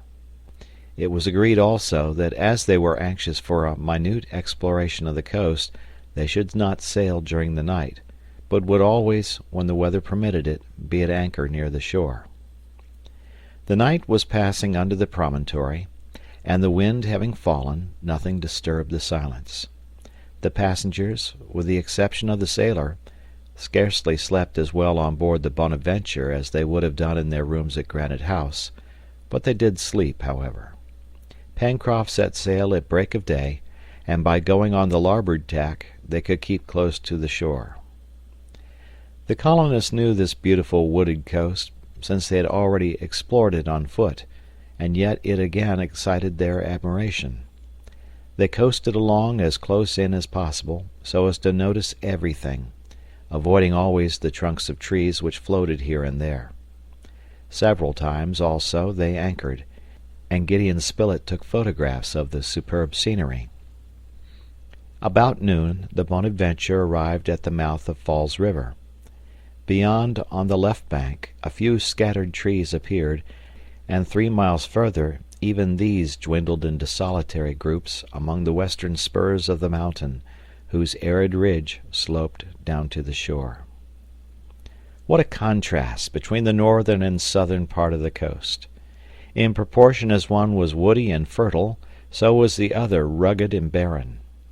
It might have been designated as one of those iron coasts, as they are called in some countries, and its wild confusion appeared to indicate that a sudden crystallization had been produced in the yet liquid basalt of some distant geological sea.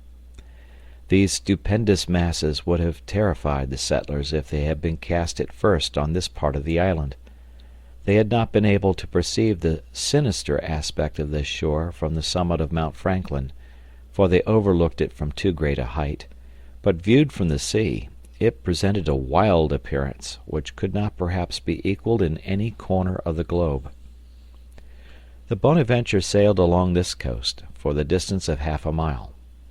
It was easy to see that it was composed of blocks of all sizes, from 20 to 300 feet in height, and of all shapes, round like towers, prismatic like steeples, pyramidal like obelisks, conical like factory chimneys.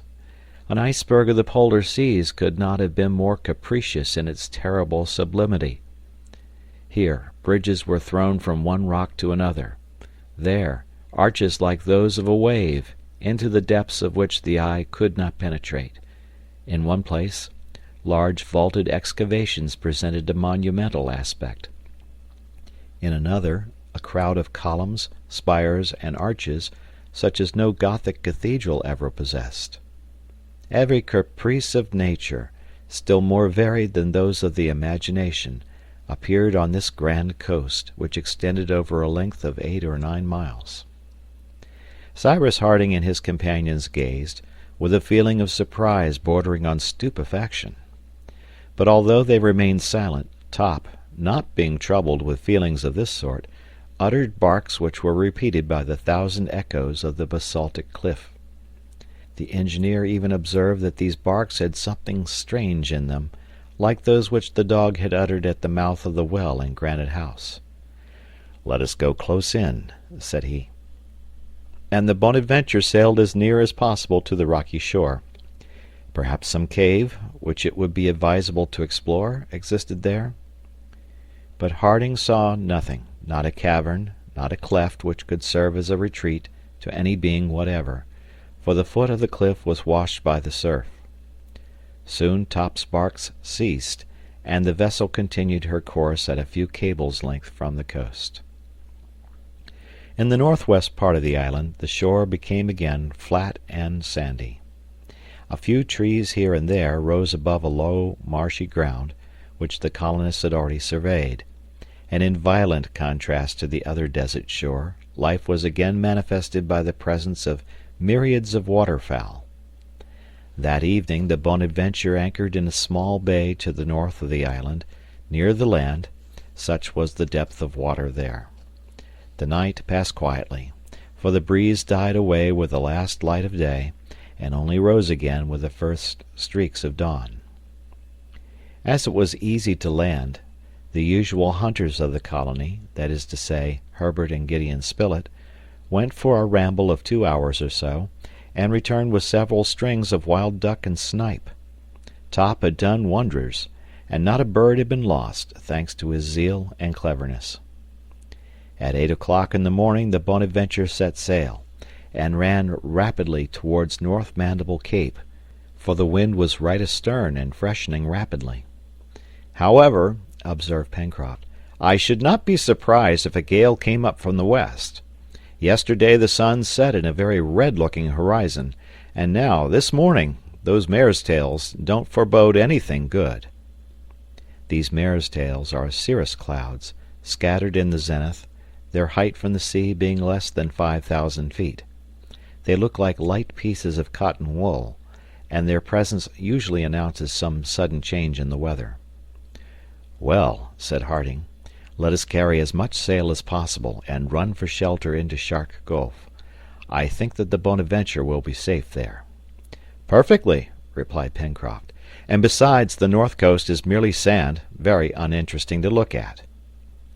"I shall not be sorry," resumed the engineer, "to pass not only tonight but tomorrow in that bay, which is worth being carefully explored." "I think that we shall be obliged to do so, whether we like it or not," answered Pencroft, "for the sky looks very threatening towards the west. Dirty weather is coming on." "At any rate, we will have a favorable wind for reaching Cape Mandible," observed the reporter. "A very fine wind," replied the sailor. "But we must tack to enter the Gulf, and I should like to see my way clear in those unknown quarters." "Quarters which appear to be filled with rocks," added Herbert, "if we judge by what we saw on the south coast of Shark Gulf." "Pencroft," said Cyrus Harding, "do as you think best. We will leave it to you." "Don't make your mind uneasy, captain," replied the sailor. "I shall not expose myself needlessly. I would rather a knife were run into my ribs than a sharp rock into those of my Bonadventure." That which Pencroft called ribs was the part of his vessel under water, and he valued it more than his own skin. "What o'clock is it?" asked Pencroft. 10 o'clock," replied Gideon Spilett. "And what distance is it to the Cape, captain?" "About 15 miles," replied the engineer. "That's a matter of 2 hours and a half," said the sailor, "and we shall be off the Cape between 12 and 1 o'clock. Unluckily, the tide will be turning at that moment, and will be ebbing out of the Gulf. I'm afraid that it will be very difficult to get in, having both wind and tide against us." "And the more so that it is a full moon today," remarked Herbert, "and these April tides are very strong." "Well, Pencroft," asked Harding, "can you not anchor off the Cape?" "Anchor near land with bad weather coming on?" exclaimed the sailor. "What are you thinking of, captain? We should run aground of a certainty." "What will you do then?" "I shall try to keep in the offing until the flood, that is to say, till about 7 in the evening, and if there is still light enough I will try to enter the Gulf. If not, we must stand off and on during the night, and we will enter tomorrow at sunrise." "As I told you, Pencroft, we will leave it to you," answered Harding. "Ah," said Pencroft, "if there was only a lighthouse on the coast, it would be much more convenient for sailors." "Yes," replied Herbert, "and this time we shall have no obliging engineer to light a fire to guide us into port." "Why, indeed, my dear Cyrus," said Spilett, "we have never thanked you. But frankly, without that fire, we should never have been able—" "A fire?" asked Harding, much astonished at the reporter's words. "We mean, captain," answered Pencroft, "that on board the Bonadventure we were very anxious during the few hours before our return, and we should have passed to windward of the island if it had not been for the precaution you took of lighting a fire the night of 19th of October on Prospect Heights." "Yes, yes, that was a lucky idea of mine," replied the engineer. "And this time," continued the sailor, "unless the idea occurs to Ayrton, there will be no one to do us that little service." "No, no one," answered Cyrus Harding. A few minutes after, finding himself alone in the bows of the vessel with the reporter, the engineer bent down and whispered, "If there is one thing certain in this world, Spilett, it is that I never lighted any fire during the night of the 19th of October, neither on Prospect Heights nor on any other part of the island." End of chapter. The Mysterious Island by Jules Verne, Part 2, Chapter 20. Things happened as Pencroft had predicted, he being seldom mistaken in his prognostications. The wind rose, and from a fresh breeze it soon increased to a regular gale, that is to say, it acquired a speed of from 40 to 45 miles an hour, before which a ship in the open sea would have run under close-reefed topsails. Now, as it was nearly 6 o'clock when the Bonadventure reached the Gulf, and as at that moment the tide turned, it was impossible to enter. They were therefore compelled to stand off, for even if he had not wished to do so, Pencroft could not have gained the mouth of the Mercy. Hoisting the jib to the mainmast by way of a storm sail, he hove to, putting the head of the vessel towards the land. Fortunately, although the wind was strong, the sea, being sheltered by the land, did not run very high. They had then little to fear from the waves, which always endanger small craft. The Bonadventure would doubtlessly not have capsized, for she was well ballasted, but enormous masses of water, falling on the deck, might injure her if her timbers could not sustain them. Pencroft, as a good sailor, was prepared for anything. Certainly he had great confidence in his vessel, but nevertheless he awaited the return of day with some anxiety. During the night, Cyrus Harding and Gideon Spilett had no opportunity for talking together, and yet the words pronounced in the reporter's ear by the engineer were well worth being discussed, together with the mysterious influence which appeared to reign over Lincoln Island. Gideon Spilett did not cease from pondering over this new and inexplicable incident, the appearance of a fire on the coast of the island. The fire had actually been seen. His companions, Herbert and Pencroft, had seen it with him. The fire had served to signalize the position of the island during that dark night, and they had not doubted that it was lighted by the engineer's hand. And here was Cyrus Harding expressly declaring that he had never done anything of the sort. Spilett resolved to recur to this incident as soon as the Bonadventure returned, and to urge Cyrus Harding to acquaint their companions with these strange facts. Perhaps it would be decided to make in common a complete investigation of every part of Lincoln Island. However that might be, on this island no fire was lighted on these yet unknown shores, which form the entrance to the Gulf, and the little vessel stood off during the night. When the first streaks of dawn appeared in the western horizon, the wind, which had slightly fallen, shifted 2 points, and enabled Pencroft to enter the narrow gulf with greater ease. Towards 7 o'clock in the morning the Bonadventure, weathering the North Mandible Cape, entered the strait and glided on to the waters so strangely enclosed in the frame of lava. "Well," said Pencroft, "this bay would make admirable roads, in which a whole fleet could lie at their ease." "What is especially curious," observed Harding, "is that the gulf has been formed by 2 rivers of lava thrown out by the volcano, and accumulated by successive eruptions. The result is that the gulf is completely sheltered on all sides, and I believe that even in the stormiest weather the sea here must be as calm as a lake." "No doubt," returned the sailor, "since the wind has only that narrow entrance between the 2 capes to get in by, and besides, the North Cape protects that of the south in a way which would make the entrance of guests very difficult. I declare our Bonadventure could stay here from one end of the year to the other, without even dragging at her anchor." "It is rather large for her," observed the reporter. "Well, Mr. Spilett," replied the sailor, "I agree that it is too large for the Bonadventure, but if the fleets of the Union were in want of a harbor in the Pacific, I don't think they would ever find a better place than this." "We are in the Shark's Mouth," remarked Neb, alluding to the form of the gulf. "Right into its mouth, my honest Neb," replied Herbert. "But you are not afraid that it will shut upon us, are you?" "No, Mr. Herbert," answered Neb. "And yet this gulf here doesn't please me much. It has a wicked look." "Halloo!" cried Pencroft. "Here is Neb turning up his nose at my gulf, just as I was thinking of presenting it to America." "But at any rate, is the water deep enough?" asked the engineer. "For a depth sufficient for the keel of the Bonadventure would not be enough for those of our ironclads." "That is easily found out," replied Pencroft. And the sailor sounded with a long cord, which served him as a lead line, to which was fastened a lump of iron. This cord measured nearly 50 fathoms, and its entire length was enrolled without finding any bottom. "There!" exclaimed Pencroft.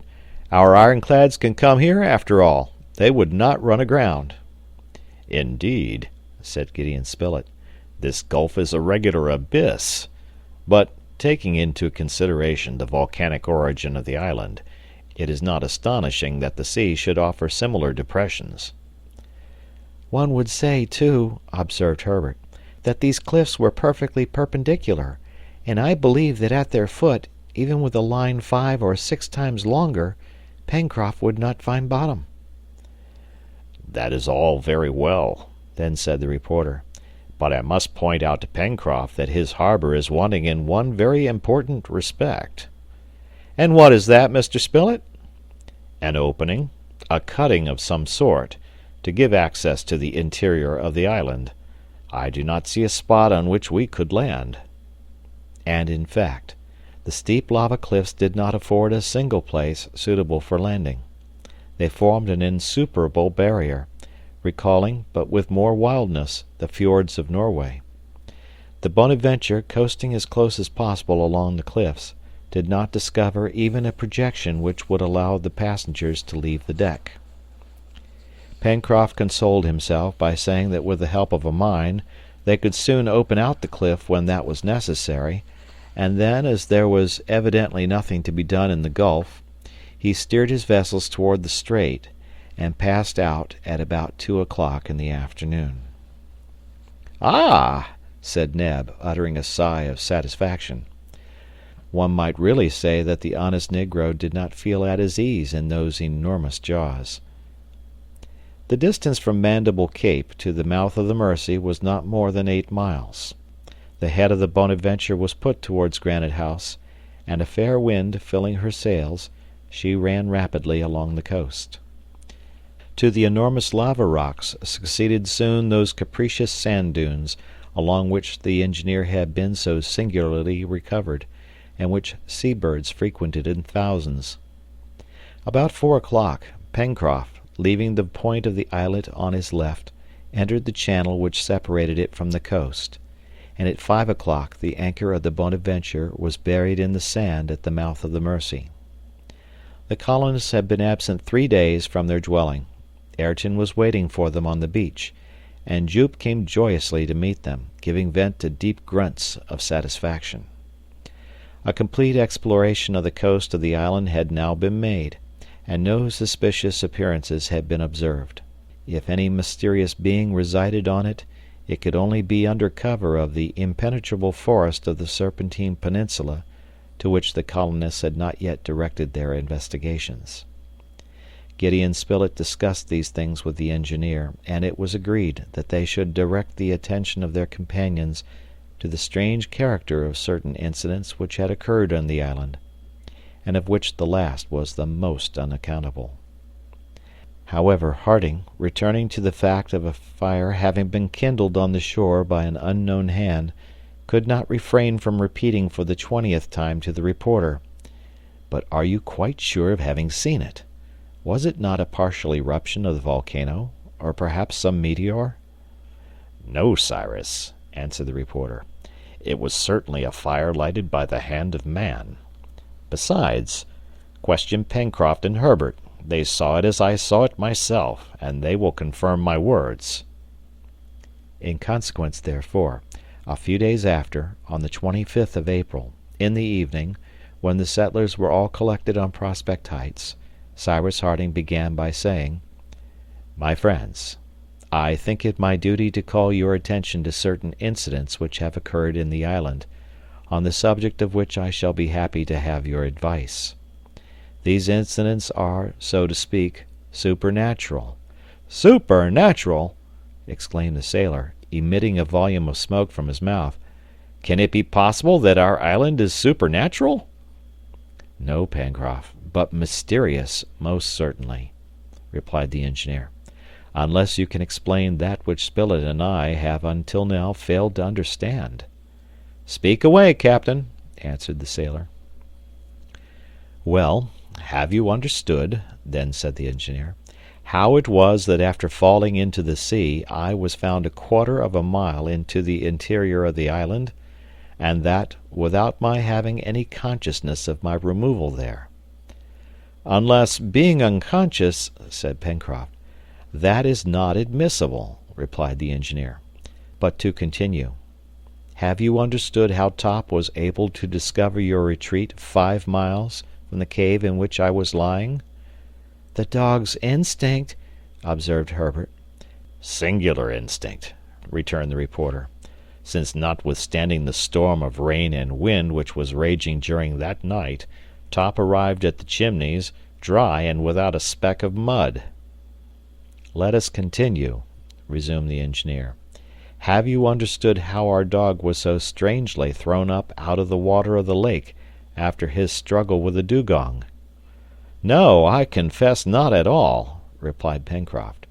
"And the wound which the dugong had in its side, a wound which seemed to have been made with a sharp instrument, that can't be understood either." "Let us continue again," said Harding. "Have you understood, my friends, how that bullet got into the body of the young peccary? How that case happened to be so fortunately stranded, without there being any trace of a wreck? How that bottle containing the document presented itself so opportunely during our first sea excursion? How our canoe, having broken its moorings, floated down the current of the Mercy and rejoined us at the very moment we needed it? How, after the ape invasion, the latter was so obligingly thrown down from Granite House? And lastly, how the document, which Ayrton asserts was never written by him, fell into our hands." As Cyrus Harding thus enumerated, without forgetting one, the singular incidents which had occurred in the island, Herbert, Neb, and Pencroft stared at each other, not knowing what to reply, for this succession of incidents, grouped thus for the first time, could not but excite their surprise to the highest degree. "'Pon my word," said Pencroft at last, "you are right, captain, and it is difficult to explain all these things." "Well, my friends," resumed the engineer, "a last fact has just been added to these, and it is no less incomprehensible than the others." "What is it, captain?" asked Herbert quickly. "When you were returning from Tabor Island, Pencroft," continued the engineer, "you said that a fire appeared on Lincoln Island?" "Certainly," answered the sailor. "And you are quite certain of having seen this fire?" "As sure as I see you now." "You also, Herbert?" "Why, captain," cried Herbert, "that fire was blazing like a star of the first magnitude." "But was it not a star?" urged the engineer. "No," replied Pencroft, "for the sky was covered with thick clouds, and at any rate a star would not have been so low on the horizon. But Mr. Spilett saw it as well as we, and he will confirm our words." "I will add," said the reporter, "that the fire was very bright, and that it shot up like a shade of lightning." "Yes, yes, exactly," added Herbert, "and it was certainly placed on the heights of Granite House." "Well, my friends," replied Cyrus Harding, "during the night of the 19th of October, neither Neb nor I lighted any fire on the coast." "You did not!" exclaimed Pencroft in the height of his astonishment, not being able to finish his sentence. "We did not leave Granite House," answered Cyrus Harding, "and if a fire appeared on the coast, it was lighted by another hand than ours." Pencroft, Herbert, and Neb were stupefied. No illusion could be possible, and a fire had actually met their eyes during the night of the 19th of October. Yes, they had to acknowledge it. A mystery existed. An inexplicable influence, evidently favorable to the colonists, but very irritating to their curiosity, was executed always in the nick of time on Lincoln Island.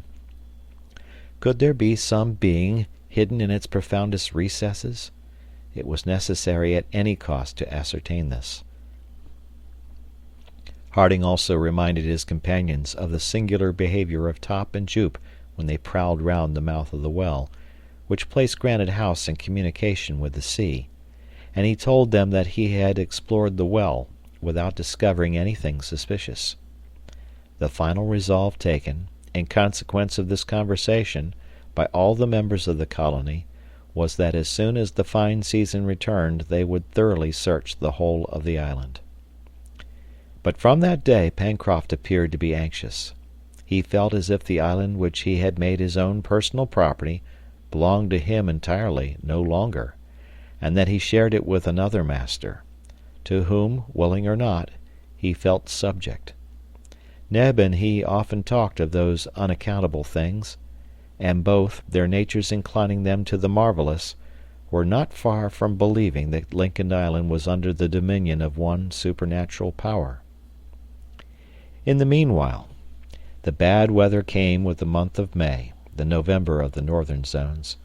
It appeared that the winter would be severe and forward. The preparations for the winter season were therefore commenced without delay. Nevertheless, the colonists were well prepared to meet the winter, however hard it might be. They had plenty of felt clothing, and the musmons, very numerous by this time, had furnished an abundance of wool necessary for the manufacture of this warm material. It is unnecessary to say that Ayrton had been provided with this comfortable clothing. Cyrus Harding proposed that he should come to spend the bad season with them in Granite House, where he would be better lodged than at the corral, and Ayrton promised to do so as soon as the last work at the corral was finished. He did this towards the middle of April. From that time Ayrton shared the common life, and made himself useful on all occasions, but still humble and sad, he never took part in the pleasures of his companions. For the greater part of this, the third winter which the settlers passed in Lincoln Island, they were confined to Granite House. There were many violent storms and frightful tempests, which appeared to shake the rocks to their very foundations. Immense waves threatened to overwhelm the island, and certainly any vessel anchored near the shore would have been dashed to pieces.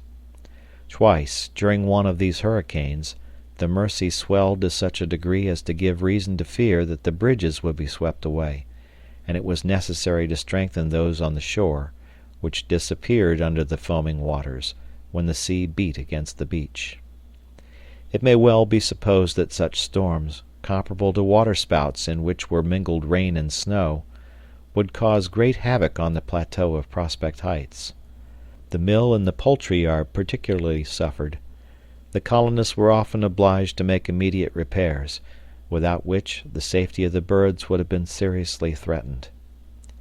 During the worst weather, several jaguars and troops of quadrumana ventured to the edge of the plateau, and it was always to be feared that the most active and audacious would, urged by hunger, manage to cross the stream, which, besides, when frozen, offered them an easy passage. Plantations and domestic animals would then have been infallibly destroyed, without a constant watch, and it was often necessary to make use of the guns to keep those dangerous visitors at a respectful distance. Occupation was not wanting to the colonists, for without reckoning their outdoor cares, they had always 1,000 plans for the fitting up of Granite House. They had also some fine sporting excursions, which were made during the frost in the vast Tadorn Marsh. Gideon Spilett and Herbert, aided by Jupe and Top, did not miss a shot in the midst of myriads of wild duck, snipe, teal, and others. The access to these hunting grounds was easy. Besides, whether they reached them by the road to Port Balloon, after having passed the Mercy Bridge, or by turning the rocks from Flotsam Point, the hunters were never distant from Granite House more than 2 or 3 miles. Thus passed the 4 winter months, which were really rigorous, that is to say, June, July, August, and September. But, in short, Granite House did not suffer much from the inclemency of the weather, and it was the same with the corral, which, less exposed than the plateau, and sheltered partly by Mount Franklin, only received the remains of the hurricanes, already broken by the forests and the high rocks of the shore. The damages there were consequently of small importance, and the activity and skill of Ayrton promptly repaired them, when sometime in October he returned to pass a few days in the corral. During this winter no fresh inexplicable incident occurred. Nothing strange happened, although Pencroft and Neb were on the watch for the most insignificant facts to which they attached any mysterious cause. Top and Jup themselves no longer growled round the well, or gave any signs of uneasiness. It appeared, therefore, as if the series of supernatural incidents was interrupted, although they often talked of them during the evenings in Granite House, and they remained thoroughly resolved that the island should be searched, even in those parts the most difficult to explore. But an event of the highest importance, and of which the consequences might be terrible, momentarily diverted from their projects Cyrus Harding and his companions. It was the month of October. The fine season was swiftly returning. Nature was reviving, and among the evergreen foliage of the coniferae which formed the border of the wood already appeared the young leaves of the banksias, deodaras, and other trees. It may be remembered that Gideon Spilett and Herbert had, at different times, taken photographic views of Lincoln Island. Now, on the 17th of this month of October, towards 3 o'clock in the afternoon, Herbert, enticed by the charms of the sky, thought of reproducing Union Bay, which was opposite to Prospect Heights, from Cape Mandible to Claw Cape. The horizon was beautifully clear, and the sea, undulating under a soft breeze, was as calm as the waters of a lake, sparkling here and there under the sun's rays. The apparatus had been placed at one of the windows of the dining room at Granite House, and consequently overlooked the shore and the bay. Herbert proceeded as he was accustomed to do, and the negative obtained, he went away to fix it by means of the chemicals deposited in a dark nook of Granite House. Returning to the bright light, and examining it well, Herbert perceived on his negative an almost imperceptible little spot on the sea horizon. He endeavored to make it disappear by reiterated washing, but could not accomplish it. "It is a flaw in the glass," he thought. And then he had the curiosity to examine this flaw with a strong magnifier which he unscrewed from one of the telescopes. But he had scarcely looked at it when he uttered a cry, and the glass almost fell from his hands. Immediately running to the room in which Cyrus Harding then was, he extended the negative and magnifier towards the engineer, pointing out the little spot. Harding examined it. Then, seizing his telescope, he rushed to the window. The telescope, after having slowly swept the horizon, at last stopped on the looked-for spot, and Cyrus Harding, lowering it, pronounced one word only, "A vessel!" And in fact a vessel was in sight off Lincoln Island. End of chapter. This is also end of part 2. Next we will begin with part 3, The Secret of the Island. Stay tuned.